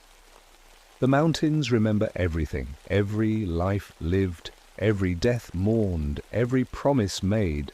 They're patient, the mountains. They can wait 100 years, 200, however long it takes, for the right person to come along and set things right. But they never forget, and neither should we. Last week I got a call about strange sounds coming from a place called Widow's Hollow, where a logging camp disappeared in 1923. The caller was a young woman named Sarah Mitchell, whose great-grandfather had worked there before it closed down. "I think they're trying to tell me something," she said. "I think they're waiting for someone to come home. I'm driving up there tomorrow. Got my camping gear, my historical research, my grandmother's old Bible, everything I need to help the restless find peace. Because that's my job now, not just as a park ranger, but as a daughter of these mountains. When the dead call, I answer. When the forgotten need to be remembered, I'm there. And somewhere in the mist between the peaks, I know Emily is smiling." The bells of Ravens Ridge are silent now, but their message echoes on. Honor your ancestors. Remember the dead. Some promises are too important to break, even if it takes a century to keep them. The mountains are watching. The mountains remember. And when you're ready, they'll call you home too.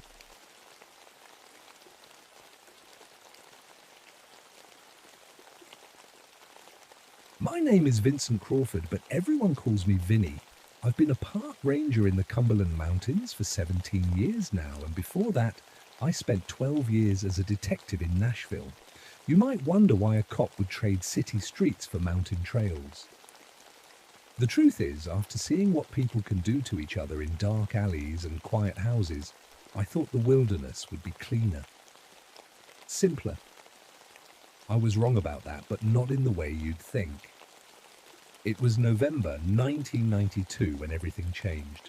The leaves had fallen, leaving the trees looking like skeleton fingers against the grey sky. Hunting season was in full swing, which meant my radio crackled constantly with reports of lost hunters, illegal camping, and the occasional poaching case. But this call was different.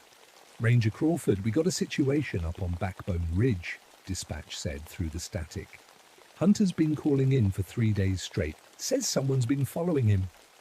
Backbone Ridge. Even the name made me uneasy. It's a narrow spine of rock that runs for about 15 miles through the highest part of our territory. No roads up there, just a thin trail that hugs the ridgeline, and if you slip on either side, you're looking at a 1,000-foot drop into nothing but trees and rocks. The ridge has history, the kind that settles into a place like smoke in old wood. During the Civil War, Confederate deserters used to hide up there, picking off Union patrols and robbing anyone foolish enough to travel the old mountain roads alone. Local stories say some of them never left, even after the war ended. Every ranger who's worked these mountains has heard the tales, but I'd always figured they were just stories, old-timers told to spook newcomers. I grabbed my gear and headed out to meet the hunter. His name was Bill Hodges, a local man in his 50s who'd been hunting these mountains since he was old enough to hold a rifle. When I found him at the trailhead, he looked like he hadn't slept in days. His hands shook as he lit his third cigarette in 10 minutes. "Ranger, I know how this sounds," he said, not meeting my eyes. "But someone's been tracking me up there. 3 days now. I hear 'em at night, moving around my camp. See shapes in my peripheral vision during the day, but when I look direct, there's nothing there." I'd heard reports like this before. Isolation does things to people's minds, especially when they're alone in the wilderness for days. You get a look at this person? Height, build, clothing? That's just it. Bill pulled out a small camera, the kind with instant film. I've been taking pictures, trying to catch whoever it is. He handed me 3 photos, all taken around his campsite. I looked at the first picture. It showed Bill standing next to his tent, smiling at the camera. His shadow stretched out behind him, dark and clear on the ground. But in the photo there was another shadow, a human-shaped shadow, standing right behind Bill, even though no one else was in the picture. My police training kicked in. Could be a double exposure, or maybe... "Look at the other 2, Bill interrupted. The second photo showed Bill cooking over his camp stove. Again, his shadow was there, and again, there was another shadow beside it, this one reaching toward Bill's shadow like it was trying to touch him. The third photo was taken at dusk, showing Bill sitting by his fire. This time, there were 3 extra shadows surrounding his, and they seemed to be moving even in the still photograph. "I got more back at camp," Bill said, "but I ain't going back up there alone. Whatever's on that ridge ain't natural." I should have been skeptical. Shadow people? In 20 years of law enforcement, I'd chased real monsters, the kind that walk on 2 legs and hurt children and destroy families.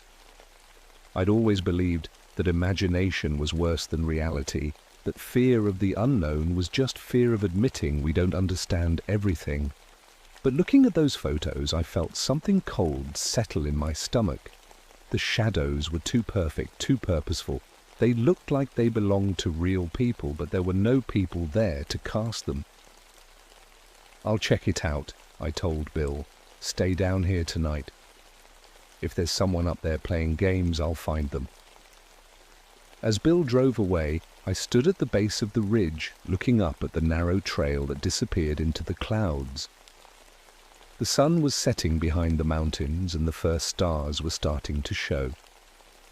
Somewhere up there, 15 miles of ridge walking away, something was waiting.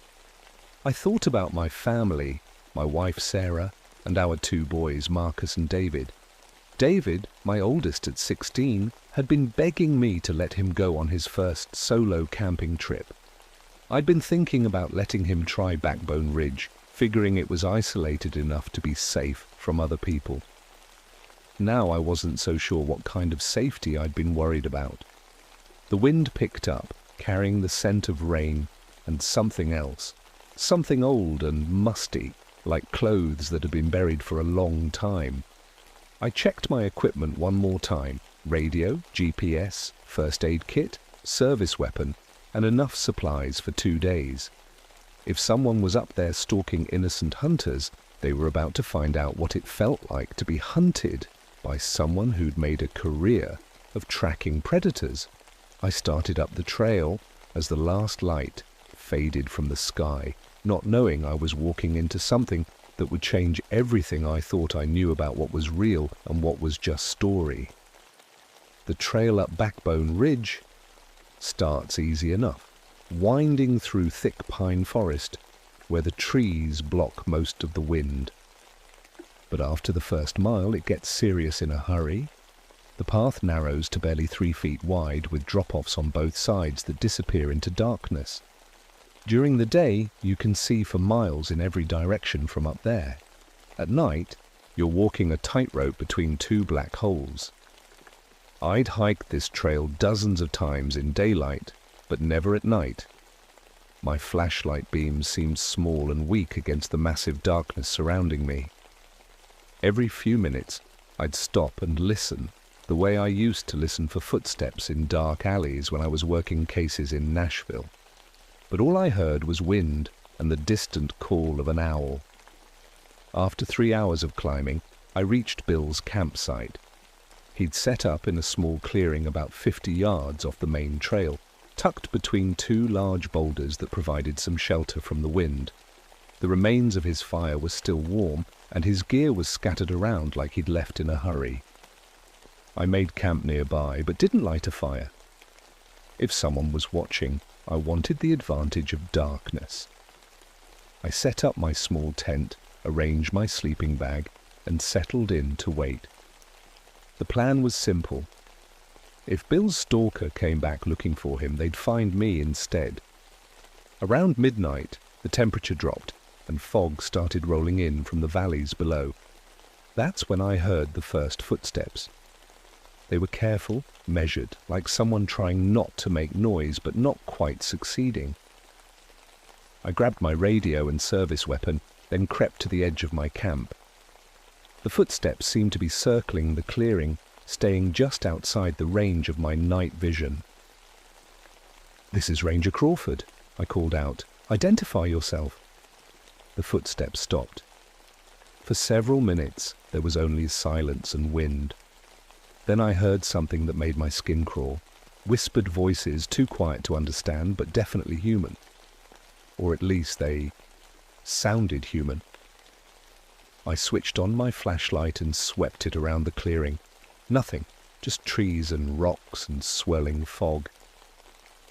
But when I looked down at the ground near my feet, I saw something that didn't make sense. Footprints, fresh ones, leading right up to where I was standing, then stopping. But there were no footprints leading away. It was like whoever made them had just vanished into thin air.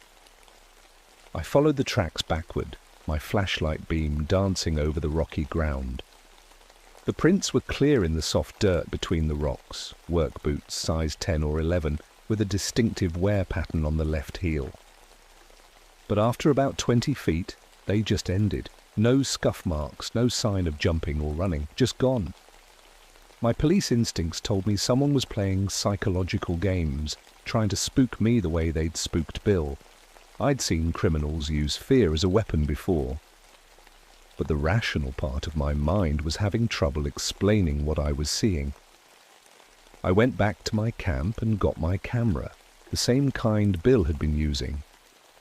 If someone was out there, I was going to get proof. I took several photos of the footprint trail, making sure to include the point where they disappeared. When the film developed, I stared at the pictures for a long time. The footprints were there, clear as day. But in the photo there was something else. A shadow fell across the prints, a human-shaped shadow that didn't belong to me or anything else in the picture. That's when I noticed my radio was crackling with static. But it wasn't random static, it had a pattern, almost like whispered words. I turned up the volume and listened closely. "Get off our ridge, leave now, this is our place." The voices were faint, but clear, speaking in an accent I'd never heard before. Old-fashioned, like something from a Civil War movie. But my radio was supposed to be on a secure channel, and there were no other rangers in the area. I keyed the mic. "This is Ranger Crawford. Who is this? Identify yourself immediately." The static stopped. Then after a moment came a voice clearer than the others. "We know who you are, lawman. You got no authority here. This ridge belongs to us, same as it always has." My blood went cold. I'd never told anyone over the radio that I used to be a police officer. That information wasn't in any public records connected to my ranger position. Whoever was talking had done research on me. "If you're trying to intimidate me, it's not working," I said into the radio. "Come out and talk face to face." Laughter. Low, mean laughter that seemed to come from all around me instead of just the radio speaker. "You want to see us? Look behind you." I spun around, flashlight ready, nothing but empty forest. But when I looked down, I saw my own shadow stretching out in front of me, and standing right next to it was another shadow, tall and thin, wearing what looked like an old military cap. I pointed my flashlight directly at the spot where the shadow should be coming from. Empty air. But the shadow was still there on the ground, as clear as my own. "What the hell?" I whispered. The shadow moved, turning to face my shadow like it was looking at me. Then it raised what looked like a rifle, pointing it at my shadow's head. I stumbled backward, my heart hammering in my chest. When I looked down again, the strange shadow was gone. But I could still hear that laughter coming from the darkness beyond my flashlight beam. I'd been a cop for 12 years. I'd seen drug dealers who'd do anything to protect their territory, gang members who used fear and intimidation as tools of control. This felt like that, but wrong somehow. Too coordinated, too personal. I checked my watch. 1:30 a.m. I had hours until dawn, and something told me the night was just getting started. As if responding to my thoughts, I heard new sounds from the forest around me. Footsteps again, but this time from multiple directions. And voices, those same old-fashioned accents, but more of them now. They were talking to each other in low tones, like a group of hunters discussing strategy. I couldn't make out individual words, but the tone was clear enough. They were planning something, and I was the target. I packed my gear quickly and started moving toward higher ground. If someone wanted to play games in the dark, I'd give them a moving target. But as I climbed higher up the ridge, the voices followed me. And worse, I started seeing more shadows, human-shaped darkness moving between the trees, always just at the edge of my vision. By 3 a.m. I was beginning to understand why Bill had looked so scared. Whatever was happening on Backbone Ridge wasn't just someone playing pranks. This was organized, intelligent, and getting more aggressive by the hour. And I still had 12 hours until dawn. By sunrise, I'd counted at least 6 different voices and seen more shadows than I wanted to think about. But as the first light crept over the mountains, everything went quiet. The voices stopped, the shadows disappeared, and I was left alone on the ridge with nothing but wind and my own exhaustion. I tried to radio dispatch, but my calls wouldn't go through. The radio worked. I could hear static and occasional chatter from other rangers in distant sectors, but whenever I tried to transmit, nothing happened. It was like something was blocking my signal. I spent the morning examining the area more carefully, using techniques I'd learned as a detective. What I found made me question everything I thought I knew about what was possible. The footprints I'd seen the night before were still there, but they told a strange story. The tracks seemed to appear from nowhere and disappeared just as suddenly, but they followed logical patrol patterns. Someone or something was systematically checking every possible hiding spot, every escape route, every defensive position. It was military thinking, the kind of tactical awareness you'd expect from trained soldiers. But these weren't modern boot prints. The wear patterns, the size, even the depth suggested old-fashioned work boots, the kind people wore a century ago. Around noon, I found their camp. It was tucked into a natural cave about a quarter-mile off the main trail, hidden behind a curtain of dead vines and fallen rocks. If I hadn't been looking for signs of long-term occupation, I would have walked right past it. Inside, the cave stretched back about 30 feet into the mountain. Someone had been living there, but the remains weren't recent.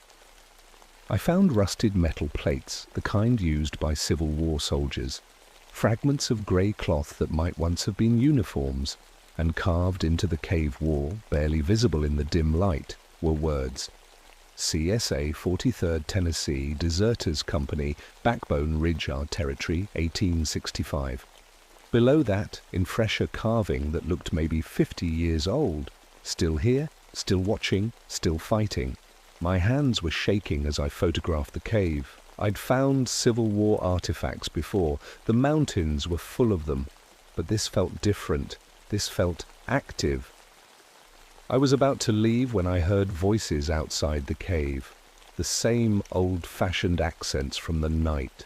Before, but now, I could make out words. Lawman's found our place. Should have left when we warned him. Time to show him what happens to trespassers. I drew my service weapon and moved toward the cave entrance. Through the vines, I could see movement in the forest beyond.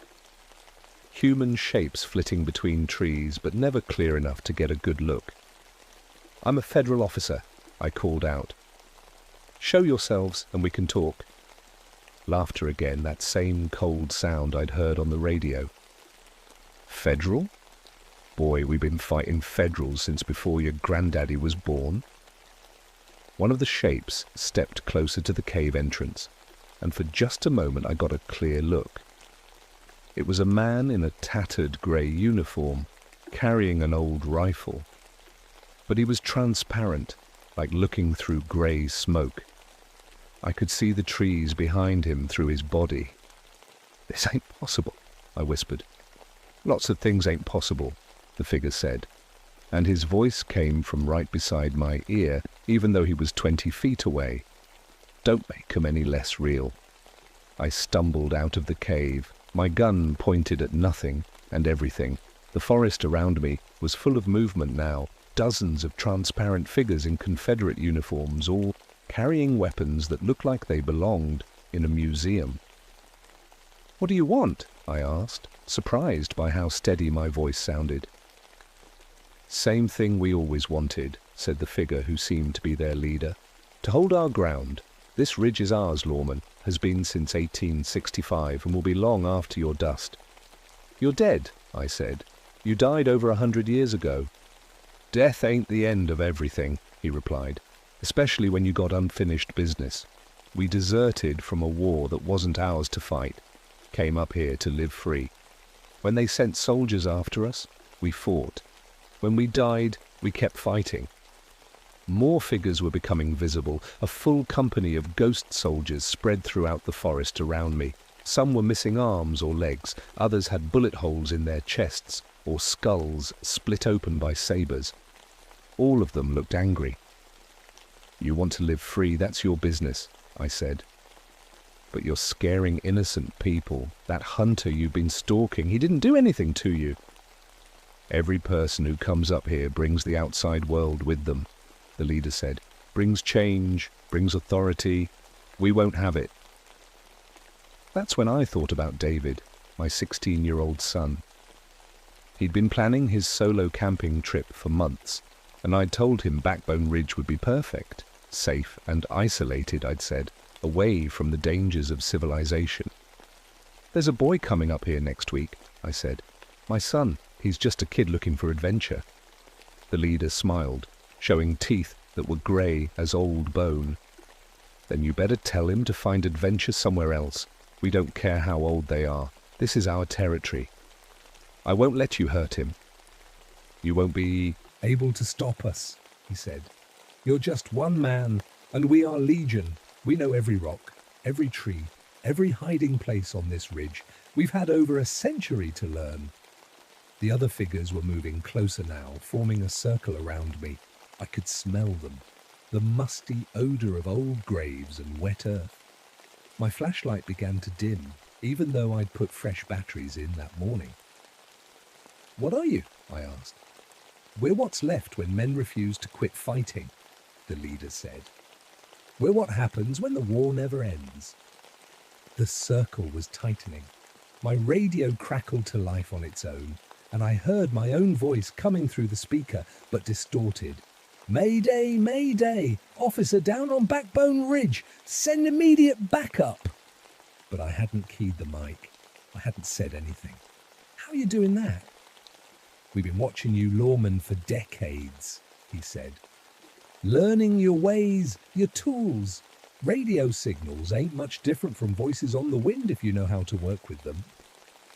My GPS unit started beeping frantically, showing my location as moving rapidly even though I was standing still. Then my compass began spinning wildly, the needle never settling on any direction. "You're jamming my equipment. We're making sure you can't call for help," he corrected. "This is between you and us, no outside interference." I realized then that I was in more trouble than I'd ever been in, even during my worst days as a police detective. These weren't criminals I could arrest or threats I could shoot. These were something else entirely, and they had advantages I couldn't match. But I was still a father, and my son was depending on me to keep him safe. "What will it take?" I asked. "To keep the boy safe?" The leader considered this, his transparent head tilted like he was listening to voices I couldn't hear. The other figures seemed to be waiting for his decision. "Prove you understand," he said finally. "Prove you respect what we are and what we're protecting. Spend the night here, alone, with no weapons and no radio. If you survive until dawn without running, we'll consider letting the boy pass safely. And if I don't survive," his smile widened, "then it won't matter what happens to your boy, will it?" The circle of Confederate ghosts began to fade as the sun started setting again. But their leader remained solid, his grey eyes fixed on mine. "You got until full dark to decide, lawman. Run now and we'll know you're a coward. Stay and we'll test whether you're worthy of respect." As he faded away, I heard him add one more thing. "Oh, and Ranger, tonight we won't just be watching, tonight we'll be hunting." I looked at my watch. 6:30 p.m. Sunset in 30 minutes. And somewhere down in the valley, my son David was probably packing his gear for the camping trip he'd been planning for months. I had a choice to make, and not much time to make it. I made my choice. I emptied my service Weapon, putting all 6 bullets into a tree trunk, then dropped the gun 20 feet from where I planned to wait. My radio went the same distance in the opposite direction. If the Confederate ghosts wanted to test my courage, I'd give them what they asked for. But I wasn't going in blind. 20 years of law enforcement had taught me that every predator, living or dead, had weaknesses. I just had to figure out what theirs were. As darkness fell, I sat cross-legged on a flat rock near the cave entrance and waited. The first thing I noticed was how quiet everything became. No wind, no night sounds, even my own breathing seemed muted. It was like the whole mountain was holding its breath. The leader materialized first, stepping out of a tree like he was walking through a doorway. "Still here, I see." "I keep my word," I said. "We'll see." He gestured, and the rest of his company began appearing throughout the forest. More than I'd seen before, maybe 30 or 40 figures in tattered Confederate uniforms, all carrying weapons from another century. "Tell me about 1865, I said, "and tell me how you really died." His expression darkened. "What's that matter to you?" "Because I think you're still fighting a war that ended over 100 years ago. And I think that's why you can't leave this ridge." "We didn't desert to run away," he said. his voice rising. "We deserted because rich men were getting poor men killed for their cotton profits. We came up here to build something better. But the war followed you. They sent a whole company after us, called us traitors and criminals. We fought them right here on this ridge, and we died right here defending our home." More pieces clicked into place. "You weren't deserters running away. You were conscientious objectors making a stand. We were soldiers who refused to die for a cause we didn't believe in," he said. "And when they came to drag us back to die for their war, we chose to die for our own principles instead." "Then why are you still here? Why haven't you moved on?" His grey eyes blazed with old anger. "Because they never stopped coming. First it was soldiers, then it was tax collectors, then it was government men with badges and papers saying this land belonged to someone else. Every generation brings new invaders trying to take what we died protecting." I stood up slowly, keeping my hands visible. "I'm not here to take anything from you, and neither is my son. We're just people trying to find some peace in the mountains." "Peace?" He spat, the sound echoing strangely in the still air.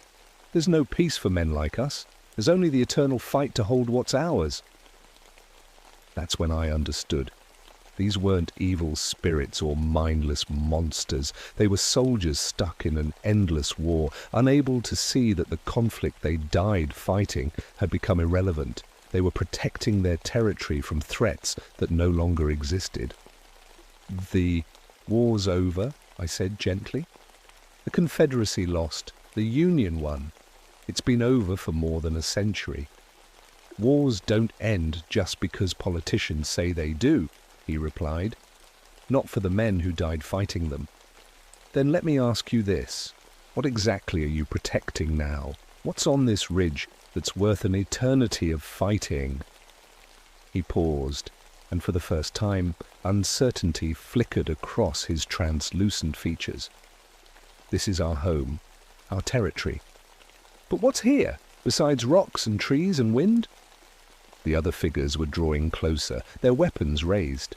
I could see confusion on their faces too, like they were hearing questions they'd never considered. "We fought and died to be free," the leader said, but his voice lacked conviction. "And now you're prisoners," I said, "trapped on this ridge, fighting the same battle over and over, never able to rest, never able to move on. How is that freedom?" "We're protecting—" "You're protecting nothing," I interrupted. "You're just repeating the same patterns because you've forgotten why you started fighting in the first place." The leader's form began to flicker, like a radio signal losing strength. Around him, his company was wavering too, their weapons lowering slightly. "I was a police officer for 12 years, I continued. "I've seen what happens when good men get stuck in cycles of violence. Sometimes the only way to honor what you died for is to let go of the fight and find a different kind of peace." "You don't understand," he said, but his voice was weaker now. "If we stop fighting, we disappear. If we let go, there's nothing left." "Maybe disappearing isn't death. Maybe it's finally getting to go home." That's when I heard it, my radio crackling to life from 20 feet away. But it wasn't the Confederate ghosts this time. It was dispatch. "Ranger Crawford, this is base. We've got an emergency. Your boy David didn't wait for permission. He's headed up Backbone Ridge tonight. ETA to your position approximately 2 hours. My blood turned to ice. David was coming up the ridge in the dark, straight into this confrontation, and these ghost soldiers, confused and angry as they were, would see him as just another invader to drive off. "Let me go to him," I said to the leader. "Let me get my son to safety, and then I'll come back. We can finish this discussion." But the Confederate officer's uncertainty was hardening back into resolve. "No one leaves the ridge until this is settled. The boy will face the same test you did, prove himself worthy or face the consequences. He's 16 years old, just a boy looking for adventure." "I was 17 when I enlisted," the leader said. Age don't matter when it comes to defending what's yours. The other ghosts were raising their weapons again, but now they were pointed at me. I could see the leader making a decision, his translucent hand moving to the pistol at his belt. You failed the test, lawman. You brought outside interference. You called for help. I didn't call anyone. That was my dispatch checking on me. Don't matter. The boy's coming, and now you got to choose. Watch us deal with him the way we deal with all trespassers or die trying to stop us. That's when I knew the talking was over. These spirits were stuck in a loop of violence and couldn't break free on their own. If David was going to survive the night, I'd have to find another way to stop them. I looked at the Confederate leader, this man who died fighting for the right to live free, who'd spent over a century trapped in an endless war of his own making, and I realized something that might save us all. You want to know what real courage looks like? I said. It's not fighting the same battle forever. It's knowing when to put down your weapons and trust someone else to carry on. What are you saying? I'm saying I'll make you a deal. Let my son pass safely, and I'll stay here permanently. I'll be your representative, your voice to the outside world. When people come up here, I'll make sure they understand what this ridge means and treat it with respect. But the fighting stops here, tonight. The leader stared at me for a long moment. Around him, his company waited for orders. You'd give up your life for the boy? I'd give up my life to end this war, I said. For all of us. He considered this, and slowly his hand moved away from his weapon. And if we agree to this bargain, what guarantee do we have that you'll keep your word? The same guarantee you had when you first came up here in 1865, I said. The word of a man who's willing to die for what he believes in. For the first time in our conversation, the Confederate leader smiled, and it wasn't cold or threatening. It was sad and tired, and maybe a little relieved. Ranger Vincent Crawford, he said formally, I accept your terms. As he spoke, I saw lights moving up the trail below, David's flashlight getting closer. But I also saw something else. The ghostly Confederate soldiers were beginning to fade, not with anger or violence, but with something that looked almost like peace. The war was finally over. David found me just after midnight, sitting by the cave entrance with no visible sign of the Confederate company around me. To him, I probably looked like a father who'd hiked up to check on a camping spot and decided to wait for his son to arrive. Dad, what are you doing up here? Making sure it was safe, I told him, which was true enough. How'd you find me so easily? Weird thing, David said, setting down his pack. I kept getting lost on the trail, but then I'd hear voices calling out directions. Old-fashioned voices like from a Civil War movie. Thought maybe you had some kind of historical recording playing or something.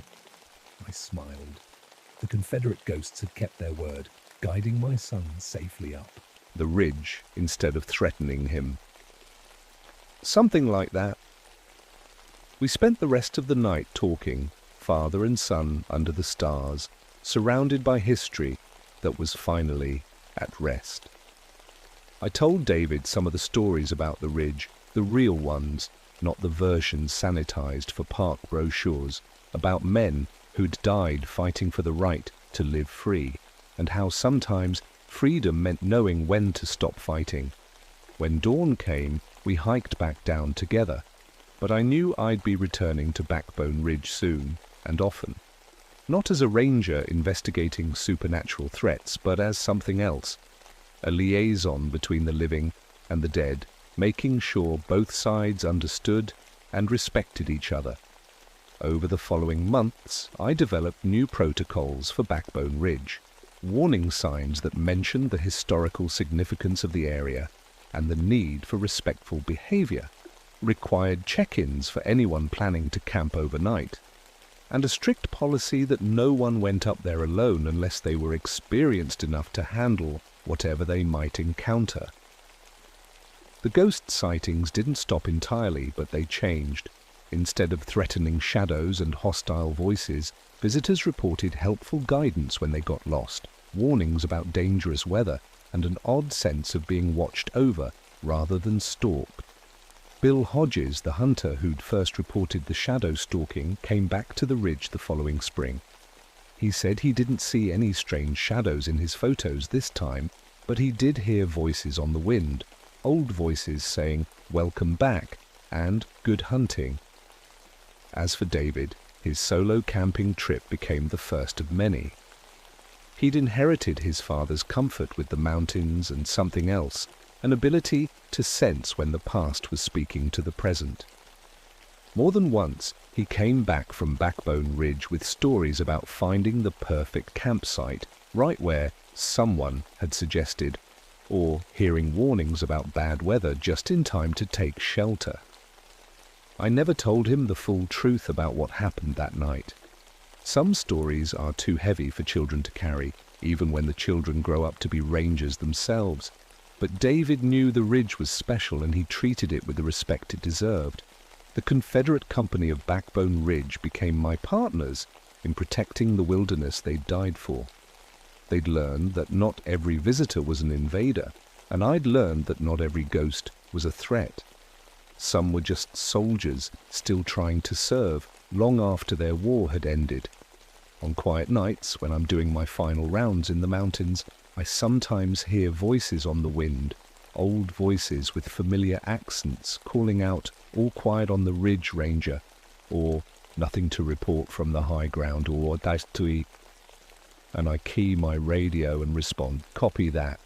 Thanks for keeping watch." It's been 3 years now since that November night when everything changed.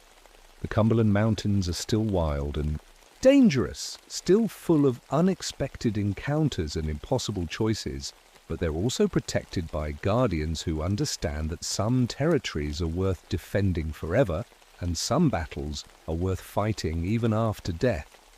Backbone Ridge belongs to the past, but it's guarded by the present.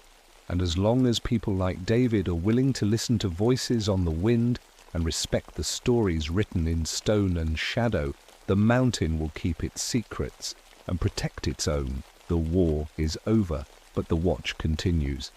Ranger Vincent Crawford still patrols the Cumberland Mountains. His son David graduated from ranger training in 1995 and now works the same territory. Both men understand that some places require more than law enforcement. They require respect for the dead who still call those places home.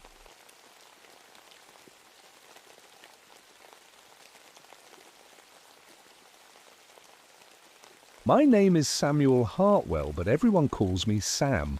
I've been a park ranger in these Blue Ridge Mountains for 19 years now, and I thought I'd seen everything these woods could throw at me.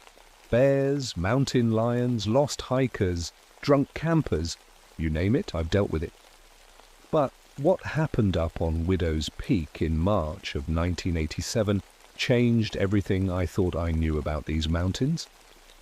I'm 44 years old, married to the most patient woman in Virginia, and we've got 3 boys who think their dad is some kind of superhero because I wear a badge and carry a radio. My wife, Sarah, was pregnant with our 4th child that spring, which made what happened even harder to bear. I used to be military police before I took this job, so tracking comes naturally to me. I can follow a deer trail in the dark and tell you what the animal ate for breakfast. That's why they called me when 3 rock climbers went missing on the peak.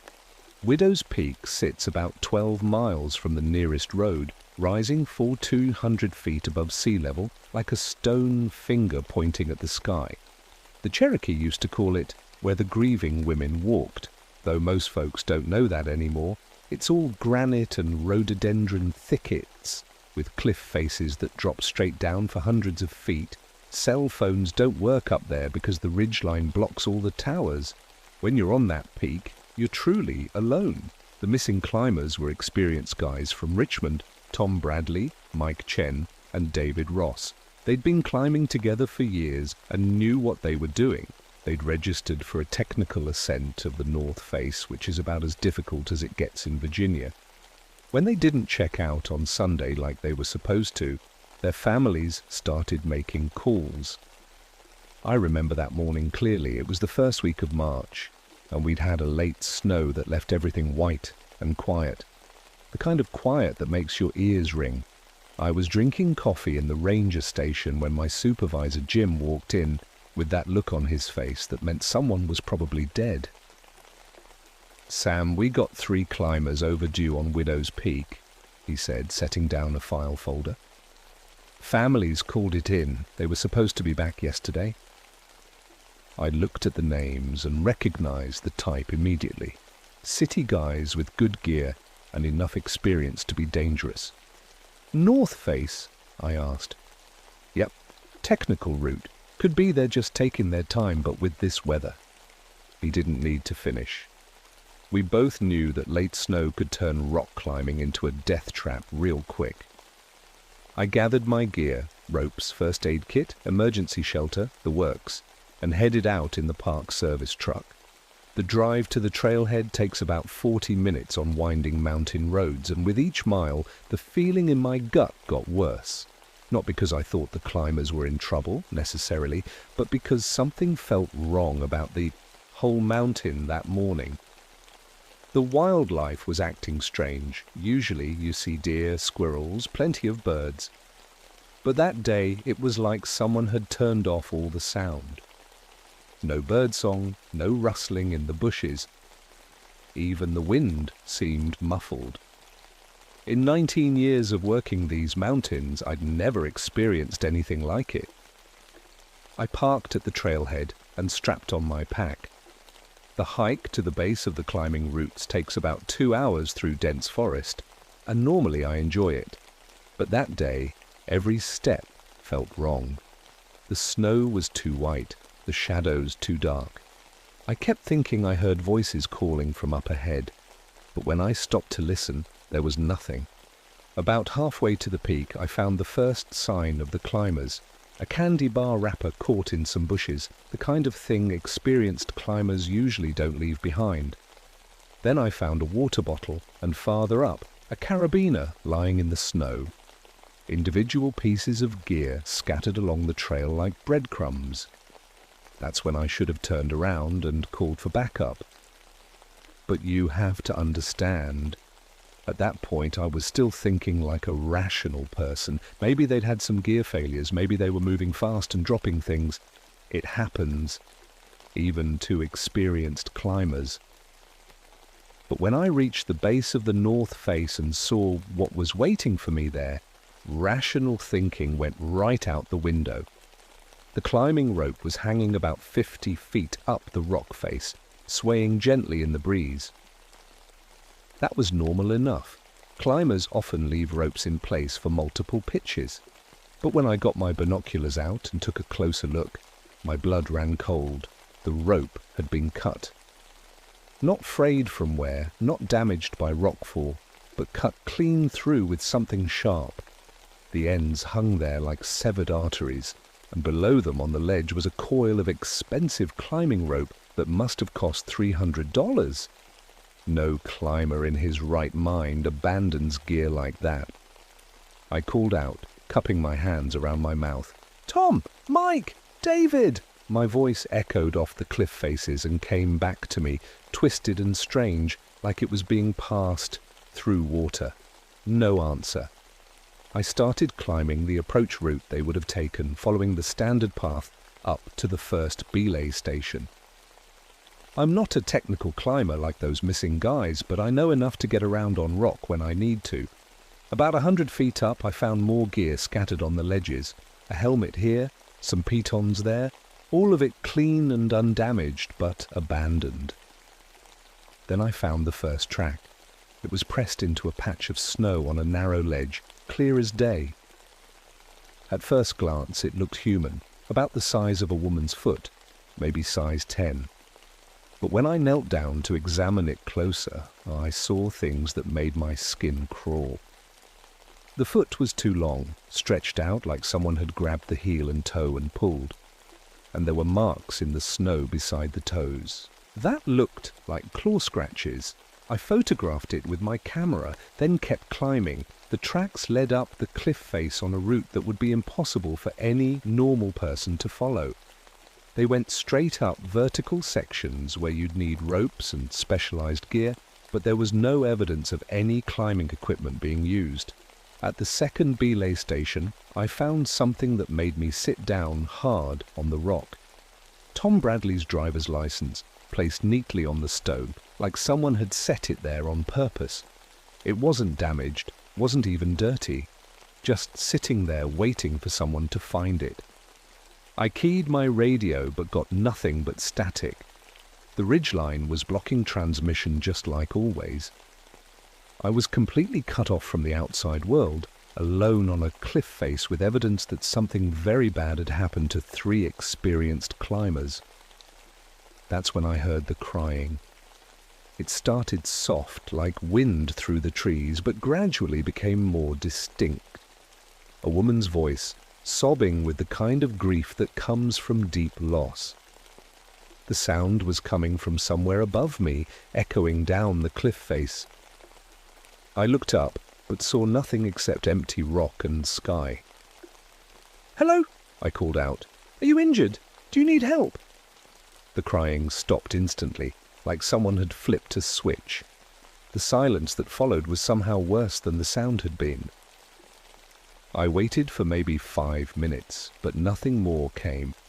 I kept climbing, following the scattered gear and those impossible tracks. At about 300 feet up, I reached a ledge that should have been unreachable without technical equipment. But there, arranged in a neat pile, were the rest of the climbers' belongings. 3 backpacks, 3 sleeping bags, even their car keys. Everything laid out like someone was organizing a yard sale, but no sign of the climbers themselves. I examined the gear carefully, looking for bloodstains or signs of struggle. Everything was clean, untorn, perfect, like the men had simply vanished and left their possessions behind. In my military days, I'd seen what happens when people fall from heights or get mauled by animals. This wasn't that. This was something else entirely. The tracks continued up from the ledge, still following that impossible vertical route. I got out my binoculars and traced them as far as I could see. They led to another ledge about 200 feet higher up, a narrow shelf of rock that no human being could possibly reach without helicopters or some serious technical rescue equipment. And on that ledge I could just make out 3 dark shapes lying motionless in the snow. I tried the radio again, got static that almost sounded like whispering. The wind was picking up and clouds were moving in fast. I had maybe 2 hours of daylight left and no way to reach those bodies without help. That's when I saw movement on the cliff face above me. At first I thought it was a bird or maybe a piece of loose rock, caught by the wind, but when I focused my binoculars on it, I saw something that made me forget how to breathe. A figure was moving up the sheer rock face about 400 feet above me, moving fast, like it was walking on level ground instead of climbing a vertical cliff. It was tall and thin, dressed in something white that fluttered in the wind. And it was moving without any ropes, without any equipment at all, moving like gravity didn't apply to it. I watched through the binoculars as the figure reached the ledge where the bodies lay. It knelt beside them, and even from that distance, I could see it stroking their heads like a mother comforting sleeping children. Then it looked down at me. Even through 400 feet of distance and magnification, I felt those eyes on me like ice water in my veins. The figure stood slowly and raised one impossibly long arm, pointing directly at me.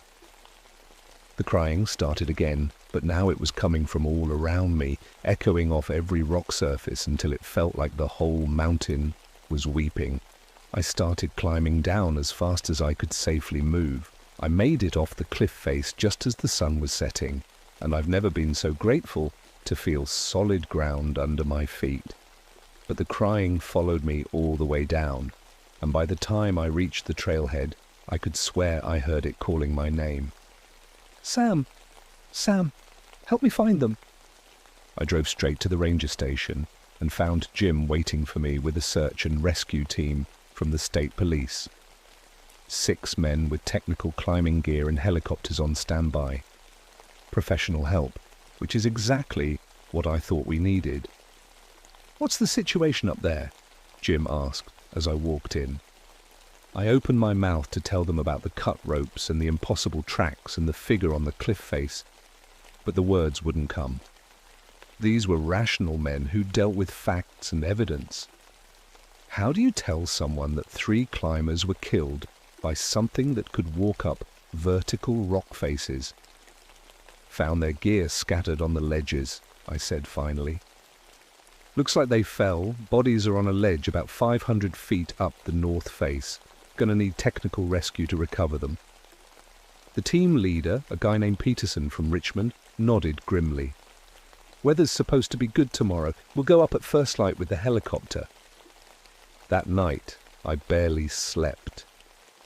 Every time I closed my eyes, I saw that figure pointing down at me from the cliff face. I kept thinking about the Cherokee name for the peak, where the grieving women walked. I'd always assumed it was just another local legend, but now I wondered if there was more truth to it than anyone realized. The next morning, I led the rescue team back up to Widow's Peak.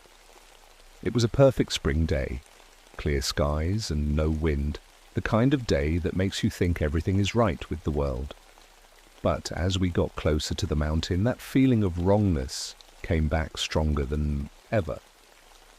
The helicopter pilot, a veteran named Rodriguez, sat down at the base of the cliff face and immediately started having problems with his instruments. "Radio's full of static," he reported over the headset. "GPS is jumping around like a pinball, and these wind readings don't make sense." "What do you mean?" Peterson asked. "According to my instruments, there are downdrafts coming off the cliff face that shouldn't exist. The wind patterns are all wrong for this terrain." But we pressed on with the mission. Rodriguez lifted off with Peterson and another climber named Morrison to attempt a recovery from the ledge where I'd seen the bodies. I stayed on the ground with the rest of the team, coordinating by radio. For the first hour, everything went according to plan. The helicopter positioned itself near the high ledge, and Peterson rappelled down to investigate. His voice crackled over the radio, professional and calm. "I've got 3 bodies on the ledge," he reported. "Adult males, no obvious trauma. Looks like they've been here for a couple days, beginning recovery operations." Then his voice changed. "Wait, something's wrong here. These guys, they're arranged too neatly, like someone posed them. And there's wedding rings embedded in the rock cracks. Old ones like from the 1800s. The radio crackled with static, and we lost contact for several minutes. When Peterson's voice came back, it was tight with fear. "We need to get off this mountain right now. There's something up here, something that—" The transmission cut off completely. Rodriguez's voice came through a moment later, high and panicked. "The downdrafts just got worse. Wind shear coming from nowhere. I can't maintain position." I watched through binoculars as the helicopter was buffeted by invisible forces, swinging wildly despite the clear, calm day. Rodriguez fought the controls, but whatever was affecting his aircraft wasn't showing any mercy. Then I saw her. The figure from yesterday was back on the cliff face, but now she was much closer. Close enough to see her clearly without magnification. She was at least 9 feet tall, impossibly thin, dressed in what looked like a tattered white wedding dress. Her hair hung long and black down her back, and her arms were stretched out way too far, like someone had pulled her on a rack. And she was moving toward the helicopter. "Rodriguez, get out of there!" I shouted into my radio. "Get Peterson and get out!" But it was too late. The figure reached out with those impossibly long arms and touched the side of the aircraft. The helicopter spun out of control instantly, auto-rotating down toward the trees with Rodriguez fighting to maintain some kind of controlled crash. They went down hard in a clearing about half a mile from the base of the cliff. When we reached the crash site, Rodriguez was unconscious but alive, blood running from his ears. Peterson and Morrison were nowhere to be found. Rodriguez came to as we were loading him into our emergency transport vehicle. His first words were about what he'd seen on the cliff face. "There was a woman," he whispered, gripping my arm. "A woman in white. She was crying and calling for someone named William. She kept saying, 'Have you seen my William? Help me find my William.'"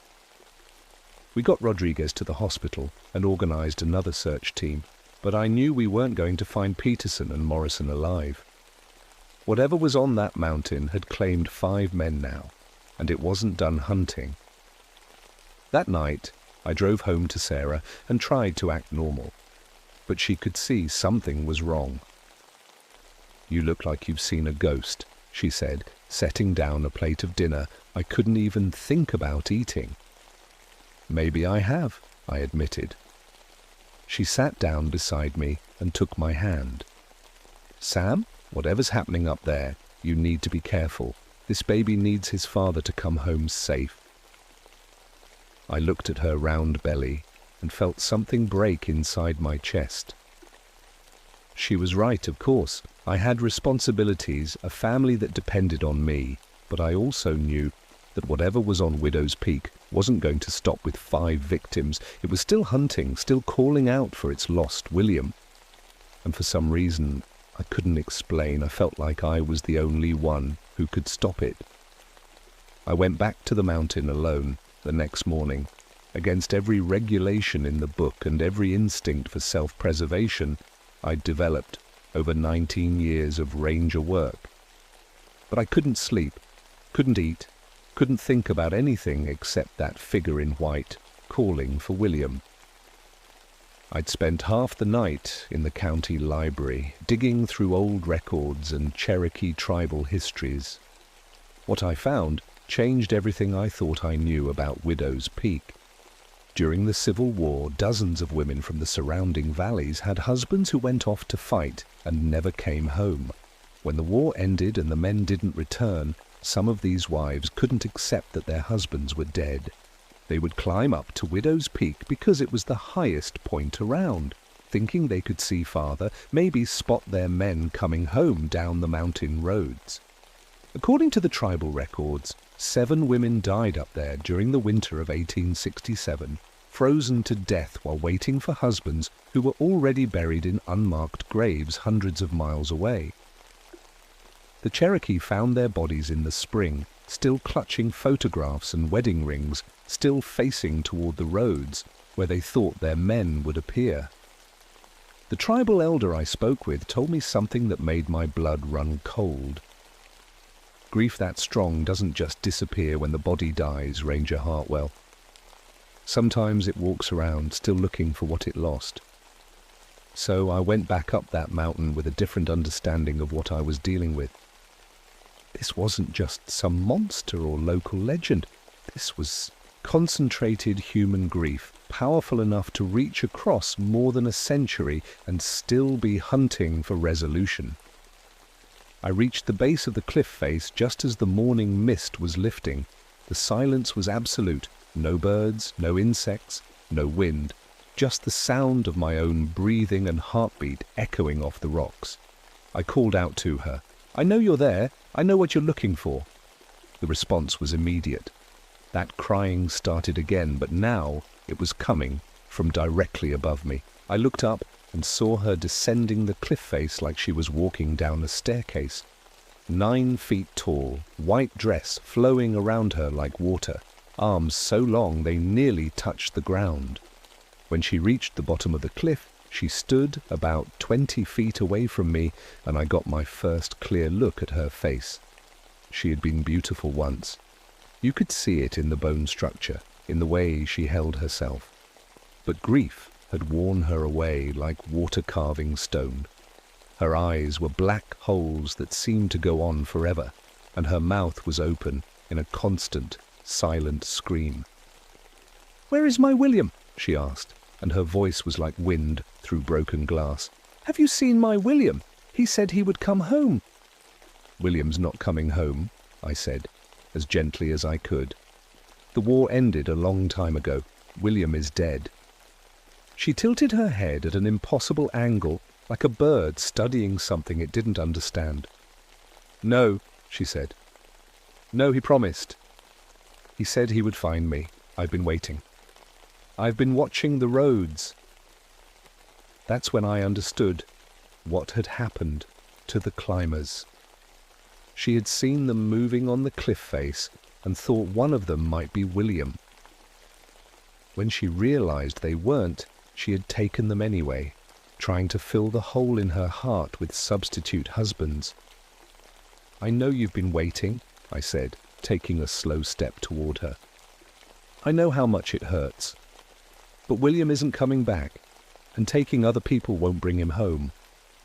Her face twisted with rage and sorrow, and suddenly I felt like I was drowning in grief that wasn't my own. Every loss I'd ever experienced crashed over me at once. My father's death, friends from the military, every person I'd failed to save in 19 years of ranger work.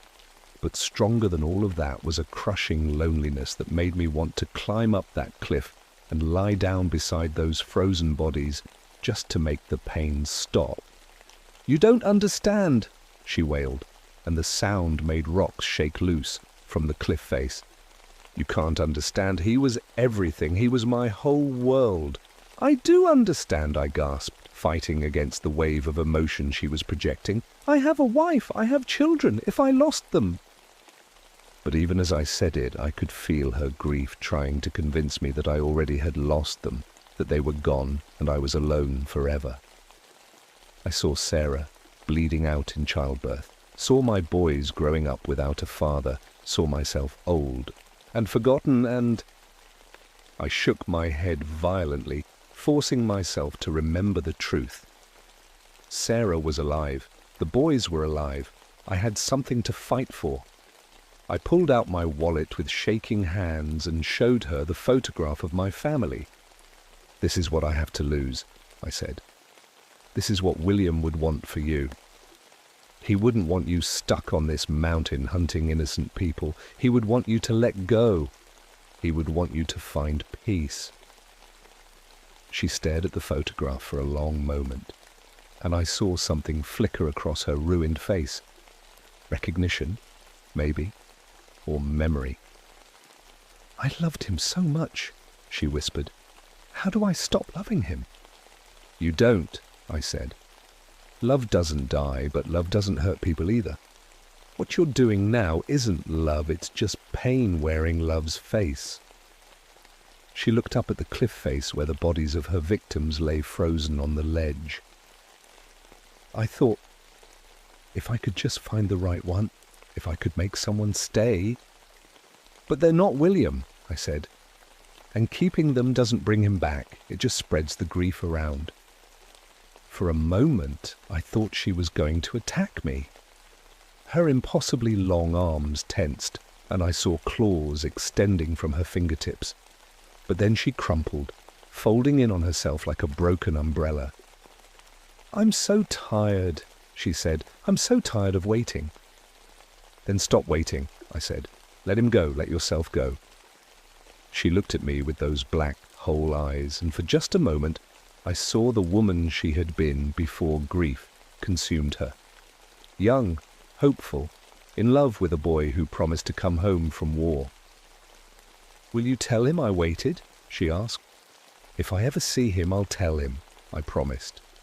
She smiled then, the first genuine expression I'd seen from her. It transformed her face completely, showing me the beauty that had been hidden under layers of sorrow. "Thank you," she said.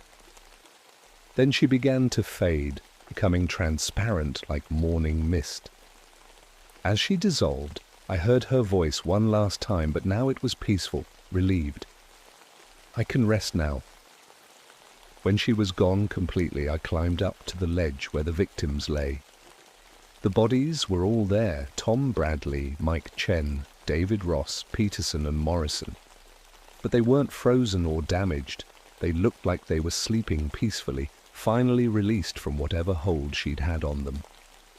It took me 2 days to get all the bodies down from that cliff, and I never did find a way to explain what had really happened.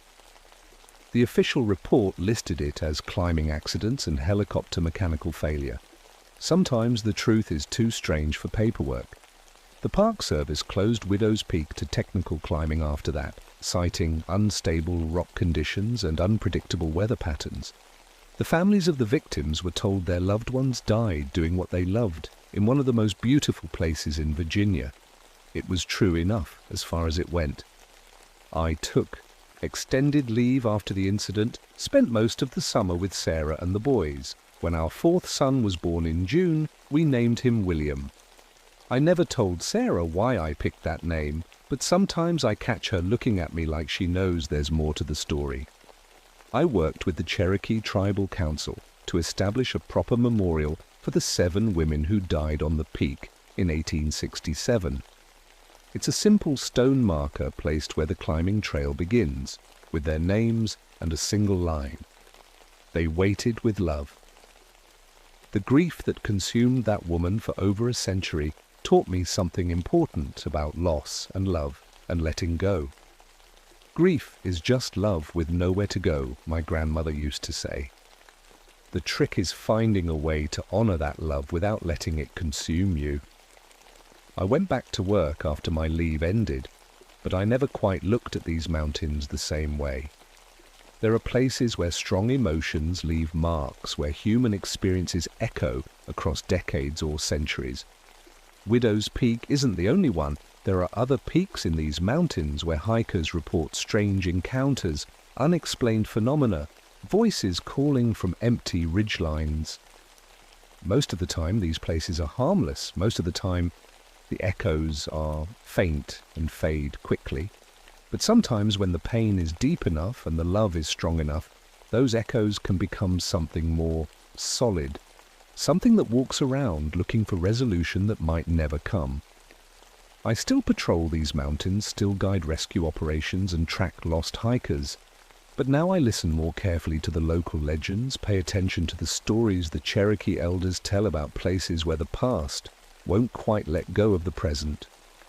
And sometimes, on clear mornings when the mist is rising off the peaks, I think I hear her voice one last time. Not calling for William anymore, not crying with that terrible grief, but singing softly to herself. A lullaby maybe, or a wedding song from a time when the future seemed full of promise. She found her peace, finally.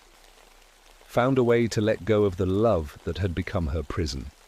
But these mountains remember everything, and somewhere in that memory, a young woman in a white dress is still waiting for her soldier to come home from war. The difference is, now she's waiting with joy instead of sorrow, knowing that love doesn't end just because life does, knowing that some promises transcend death and some reunions are worth waiting a lifetime for. I just hope she doesn't have to wait much longer.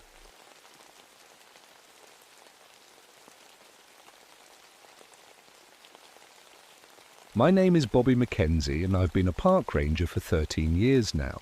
That might not sound like much, but when you're dealing with abandoned mines in the Allegheny Mountains, 13 years means you've seen things most people wouldn't believe.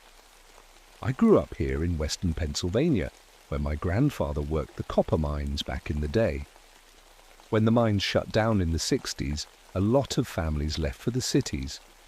I stayed. Someone had to keep an eye on these old holes in the ground, make sure kids didn't fall in and die. It was September 1979 when everything changed. The leaves were just starting to turn, and there was that crisp smell in the air that always reminded me of going back to school. I was sitting in my ranger station about 25 miles outside Pittsburgh when the call came in. We got some college kids missing out at Copper Hollow. Dispatch crackled through the radio. Urban explorers. One of them might have fallen in the old shaft. I knew Copper Hollow well. It was the biggest mine complex in our district, shut down since 1962. The entrance was supposed to be sealed, but kids always found ways to get inside. I'd pulled 3 bodies out of there in my time as a ranger. The place was a death trap. Flooded tunnels, unstable ground, bad air. I loaded up my truck with rescue gear and headed out. The mine sat in a valley surrounded by stripped hills where they'd taken the earth apart looking for copper. It was ugly country now, all torn up and scarred. But it paid good money back when my grandfather was young. As I drove the winding road down into the hollow, I thought about my own daughter, Sarah. She was 9 now, living with her mother in Pittsburgh since the divorce. I barely saw her anymore. The job kept me too busy, and the child support took most of my pay. Maybe that's why I worked so hard to keep other people's kids safe. It was easier than dealing with my own failures as a father. The college kid's car was parked near the old mine entrance, a beat-up Volkswagen van with peace signs painted on it. I could see where they'd pried the boards off the sealed opening. Kids these days had no respect for danger. I grabbed my flashlight and safety equipment and walked over to the hole. It was dark inside, darker than it should have been for 2 in the afternoon. The air coming out smelled wrong, not just the usual dampness and decay, but something else, something sweet and metallic. "Hello," I called into the darkness. "This is Park Ranger Mackenzie. If anyone's in there, call out." My voice echoed back, but there was something strange about the echo. It sounded like there were more voices mixed in with mine. Smaller voices. I shook my head. I've been working these mines too long. They could play tricks on your ears. But as I stood there listening, I heard something that made my blood run cold. Singing, faint and far away, coming from deep in the mighty children's voices, singing an old song I remembered from when I was little. "Down in the mine, where the copper shines bright, we work all day and we work all night." It was an old mining song, the kind workers used to sing to keep time. But no kids today would know those words. Hell, most adults didn't know them either. I checked my equipment one more time and clicked on my headlamp. Whatever was down there, lost college kids or something else, I had a job to do. People were counting on me to bring them out safe. As I stepped into the mine entrance, the temperature dropped 20 degrees. My breath came out in little puffs of mist. And somewhere in the darkness ahead, those thin voices kept singing their ancient song. The main tunnel sloped down into the mountain, following the old copper vein.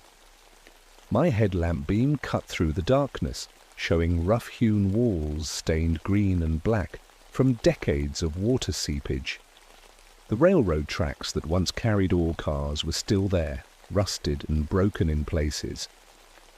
I'd been in this mine before, but never this deep. Usually, kids got lost or hurt near the entrance. The deeper tunnels were supposed to be flooded and impassable.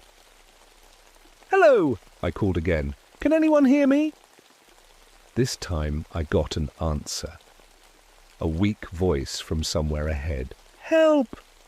Please help us!" I moved faster, following the tracks deeper into the mountain.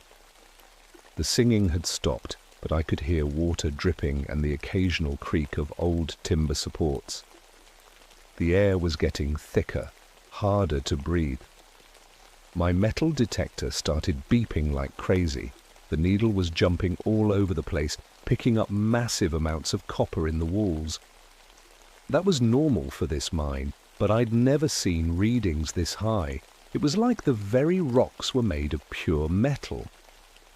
After about 10 minutes of walking, I reached a side tunnel I'd never seen before. It wasn't on any of the maps I'd studied. The entrance was barely big enough for a grown man to squeeze through, but I could see light flickering inside. Candlelight. "In here!" the voice called. "We're trapped!" I got down on my hands and knees and crawled through the opening. On the other side was a small chamber, maybe 10 feet square. 2 college kids, a boy and a girl, both about 20, were huddled against the far wall. They looked scared out of their minds. "Thank God," the girl whispered. We thought we were going to die down here." "What happened?" I asked, checking them for injuries. "How did you get separated from your friends?" "There were 5 of us," the boy said. His name was Mike, and he was studying geology at Pitt. "We were exploring the main tunnel when we heard voices, children's voices, singing. Sarah wanted to investigate." "Sarah's not here," the girl added quickly. "Her name was Linda. She went deeper into the mine. We tried to follow her, but then the tunnel collapsed behind us. We've been trapped here for hours." I looked back at the entrance I'd just crawled through. It was clear and open. "What collapsed tunnel?" They both stared at me like I was crazy. "The one behind you," Mike said. "It's blocked with rocks and timber. We couldn't get out." I turned around and shined my light at the opening. Nothing but clear tunnel. "There's no collapse here. This is how I got in." The 2 kids looked at each other with growing terror. "That's impossible," Linda whispered. "The tunnel's been blocked for hours. We saw it happen." A chill ran down my spine. Something was very wrong here. I'd seen enough mine accidents to know what a real collapse looked like, and there was no debris anywhere. "Where did you get the candles?" I asked, looking at the flickering flames around the chamber. "What candles?" Mike said. I looked again. There were no candles. The chamber was lit only by my headlamp, but I'd seen light when I approached. I was sure of it. "We need to get out of here," I said, trying to keep my voice steady. "Right now!" As we crawled back through the opening, Linda grabbed my arm. "Do you hear that?" she whispered. I stopped and listened. From somewhere deeper in the mine came the sound of pickaxes hitting stone, the steady rhythm of miners at work. But these mines had been empty for 17 years, and mixed in with the pickaxe sounds were voices, small voices calling for help. "Daddy! Daddy, where are you?" "It's too dark down here." "I want to go home." The voices of children, lost and scared in the darkness. Mike was shaking. "Those are the voices we heard before, the ones that led us down here." I'd heard enough ghost stories growing up in mining country. Every old-timer had tales about spirits in the tunnels, miners who died in cave-ins and couldn't find their way out, but I'd always figured they were just stories. As we made our way back toward the main tunnel, my equipment started acting up again. The metal detector was screaming, and my radio was picking up strange interference. Voices speaking in languages I didn't recognize, mixed with bursts of static. Then we saw the footprints, small footprints in the mine dust leading deeper into the mountain. Child-sized prints, but wearing old-fashioned boots, the kind miners wore in my grandfather's time. "Those weren't there before," Linda said, her voice barely a whisper. The prints were fresh. I could tell by the way the dust had settled. Someone, or something, had walked this way recently. But there were no children in this mine. There couldn't be. As we reached the main tunnel, a new sound echoed from the depths, the squeak and rattle of an ore cart moving along the tracks, getting closer. "Run!" I said. "Now!" We stumbled toward the entrance as fast as we could, but the sound followed us. The cart was gaining ground, though I never saw what was pushing it. All I could hear were those voices again, calling out in the darkness. "Don't! Leave us, Daddy. We're still down here. Help us find our way home." We burst out of the mine into the fading daylight, gasping and shaking. The college kids collapsed on the ground, too scared to speak. But as I looked back at the mine entrance, I saw something that made my blood freeze. Small handprints in the copper dust around the opening. Dozens of them, like children, had been pressing their hands against the walls, trying to get out. And somewhere deep in the mountain, I could still hear them singing. I called in backup and a full rescue team. If there really was a girl named Sarah still down there, we needed to find her fast. But as more rangers arrived, things got stranger. Nobody else could hear the singing. "You sure you're feeling okay, Bobby?" asked Tom Russell, my supervisor. "Maybe you've been working too hard." I wanted to believe he was right. But then our rescue team found something that changed everything. In a side chamber about half a mile into the mine, we discovered a pile of old equipment. Pickaxes, shovels and mining helmets, all child-sized. The metal was green with age and the wooden handles were rotted, but they looked like they'd been used recently. "This stuff's got to be from the 20s, said Jim Crawford, our mining historian. "Back when they used child labour in these places." He picked up one of the small pickaxes and examined it. "Jesus, Bobby, look at this." The handle was worn smooth where small hands had gripped it, and there were dark stains on the metal head that looked suspiciously like blood. "How many kids work these mines?" I asked. Jim's face was grim. "Records are spotty, but probably dozens. It was legal back then, if you can believe that.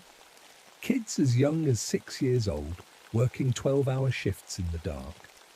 What happened to them? Most grew up and moved away, but there were accidents." He trailed off, pulling out a folder of old newspaper clippings. "Here, September 15th, 1923. Mine collapse kills 23 children. 23 kids died when a support tunnel caved in. They were working a new copper vein when it happened." I felt sick. 23 children buried alive in these tunnels. No wonder the place felt wrong. As night fell, we set up floodlights and continued the search for the missing college student. But the deeper we went, the more impossible things became. Our equipment kept malfunctioning, radios picked up voices speaking in old-fashioned English, metal detectors went haywire.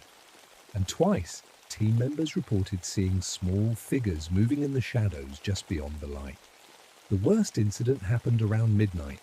Dave Phillips, our youngest team member, was checking a side tunnel when we heard him scream. We found him 20 minutes later, huddled in a corner and sobbing like a child. When we got him back to the surface, he kept talking in a strange, old-fashioned way.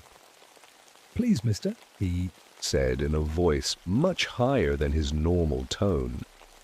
"I don't want to go back down there. It's too dark and the walls are falling. My mama needs me to come home."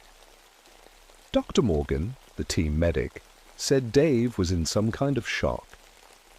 But it wasn't normal shock. He was acting exactly like a scared child from the 1920s. "Dave," I said gently, "what did you see down there?" His eyes focused on me with a clarity that was somehow worse than the confusion. "They want their daddy to come get them," he whispered. "They've been waiting so long for their daddy to come." That's when I started to understand. These weren't just any ghosts. They were the children who died in the 1923 collapse, and they were looking for their fathers to rescue them. Around 2 a.m. I made a decision that probably saved our lives. I ordered everyone out of the mine. "But we haven't found the girl yet," Tom protested. "There is no girl," I said. "The college kids were confused, probably affected by bad air. We're dealing with something else down there." As we packed up our gear, I heard the singing again. Louder this time, and closer to the entrance. All those small voices joined together. "Daddy, please don't leave us here, in the dark so cold and drear. Find us for the morning light. Save us from eternal night." I was the last one to leave the mine entrance. As I walked away, I looked back and saw them.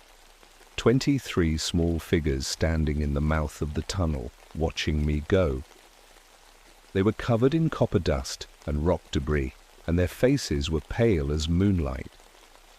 Some carried the tiny mining tools we'd found. Others just stood there with their hands outstretched, like children asking to be picked up. The youngest looked about 6 years old, the oldest maybe 14. All of them had the hollow, desperate eyes of kids who'd been waiting far too long for someone to come help them. I wanted to run, but something kept me rooted in place. One of the children stepped forward, a boy about 10 wearing overalls and a cloth cap. He looked exactly like the old photographs I'd seen of my grandfather as a child. The boy opened his mouth and spoke in a voice like wind through broken timber. "Why won't you help us, Bobby? We've been calling for so long." My grandfather's name had been Robert Mackenzie too. He would have been 10 years old in 1923. The ghost child smiled sadly and pointed back into the mine. "Your little girl is down there with us now. She came looking for her daddy." My heart stopped. "Sarah? My daughter Sarah is here." "She's been here all along," the boy said, "waiting for you to come get her, just like we've been waiting." Then all 23 children turned and walked back into the darkness, their small forms fading like mist. I knew it was impossible. Sarah was safe in Pittsburgh with her mother. But as I stood there in the cold mountain air, I could hear her voice joining the ancient song from somewhere deep underground. And I knew I had to go back in. I went back into the mine alone against every regulation in the book. But this wasn't about regulations anymore. This was about children who'd been lost in the dark for over 50 years, and somehow my own daughter had become part of their endless wait. The tunnels were different now. Passages that had been blocked were open, and new routes had appeared that weren't on any map. The children were changing the mine, rearranging it like a puzzle to lead me where they wanted me to go. My equipment was useless. The flashlight beam kept dimming and flickering, and my radio was silent except for occasional bursts of that eerie singing. But I could see well enough. The walls themselves seemed to glow with a faint copper light, showing me the way. I followed the main tunnel for what felt like hours, going deeper than I'd ever been before. The temperature kept dropping until my breath came out in white clouds, and gradually I became aware that I wasn't alone. Small footsteps echoed mine, staying just out of sight. Sometimes I'd catch a glimpse of movement in my peripheral vision, a child-sized shadow ducking behind a support beam or around a corner. They were escorting me, making sure I didn't get lost. Finally, I reached a vast chamber I'd never seen before. It was huge, maybe 100 feet across, with old mining equipment scattered around the edges. Rusty ore carts, coils of rope, and wooden ladders that crumbled if you looked at them too hard. In the center of the chamber was a pile of rubble, rocks and broken timbers from a cave-in that happened decades ago. And sitting on top of the pile, barely visible in the dim light, was my daughter, Sarah. She looked exactly as I remembered her from our last visit. Pigtails, gap-toothed smile, wearing the blue dress her mother had bought her for school pictures. But her skin was pale as candle wax, and when she turned to look at me, her eyes were the deep black of underground water. "Daddy!" she called, just like she always did when I came to pick her up. "I've been waiting for you." My heart was breaking. This wasn't my real daughter. Couldn't be. But she looked so much like Sarah that I wanted to run to her, scoop her up and carry her out of this nightmare place. "You're not Sarah," I said, trying to keep my voice steady. "My daughter is safe at home."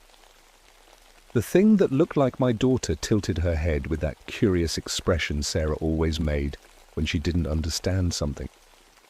"But Daddy, I am Sarah. Don't you remember? You brought me here to see where Grandpa used to work."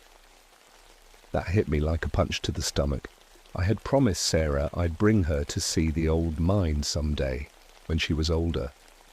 It was one of those vague parent promises you make to get kids to stop asking questions. "I've been down here so long," she continued, her voice starting to echo in ways that hurt my ears, playing with all the other children but we can't find our way out. The tunnels keep changing. Around the edges of the chamber, other shapes were moving. The 23 children from the 1923 accident emerging from the shadows like they'd been there all along. They formed a circle around the rubble pile, all of them looking at me with those same black, desperate eyes.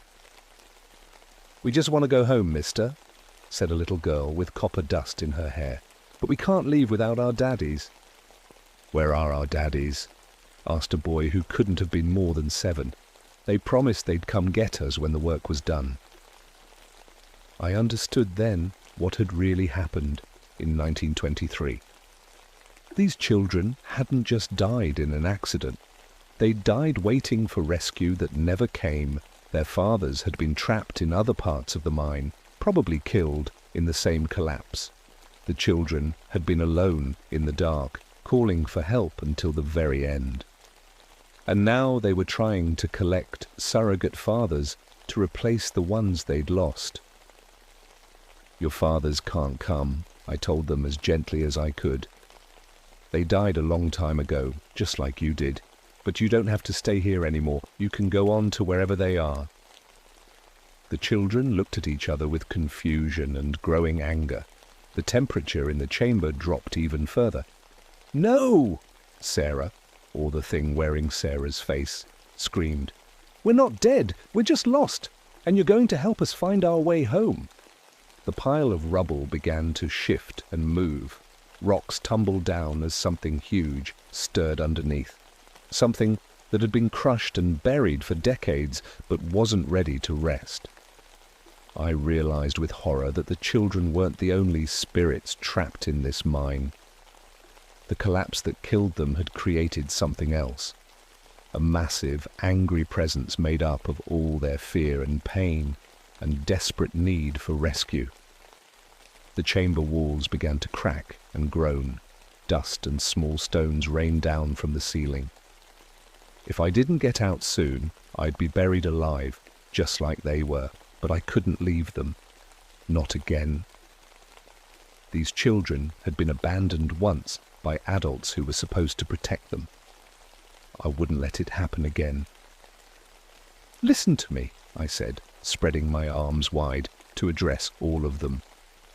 "I know you're scared and you want to go home. I know it's been dark and lonely down here for so long, but holding on to that pain isn't helping you. You have to let go." The thing under the rubble roared, a sound like grinding stone and screaming metal. "Your fathers loved you," I continued, raising my voice over the noise. "They would have saved you if they could, but they're gone now and so are you. The only way to be with them again is to stop fighting and move on." Sarah's face was changing, becoming less like my daughter and more like something ancient and hungry. "But we need our daddy. We need someone to take care of us." "You don't need me to take care of you," I said. "You need to take care of each other. You've been together all this time. You're a family now, and families help each other find their way home." The children looked at each other uncertainly. For the first time since I'd entered the mine, their desperate hunger seemed to ease. "Will you help us?" asked the boy who looked like my grandfather. "Show us how to leave this place?" I nodded, even as the ceiling continued to crack above us. "Take each other's hands, hold tight and don't let go. Think about the light, not the darkness. Remember what it felt like to be safe." One by one, the children joined hands in a circle around the rubble pile.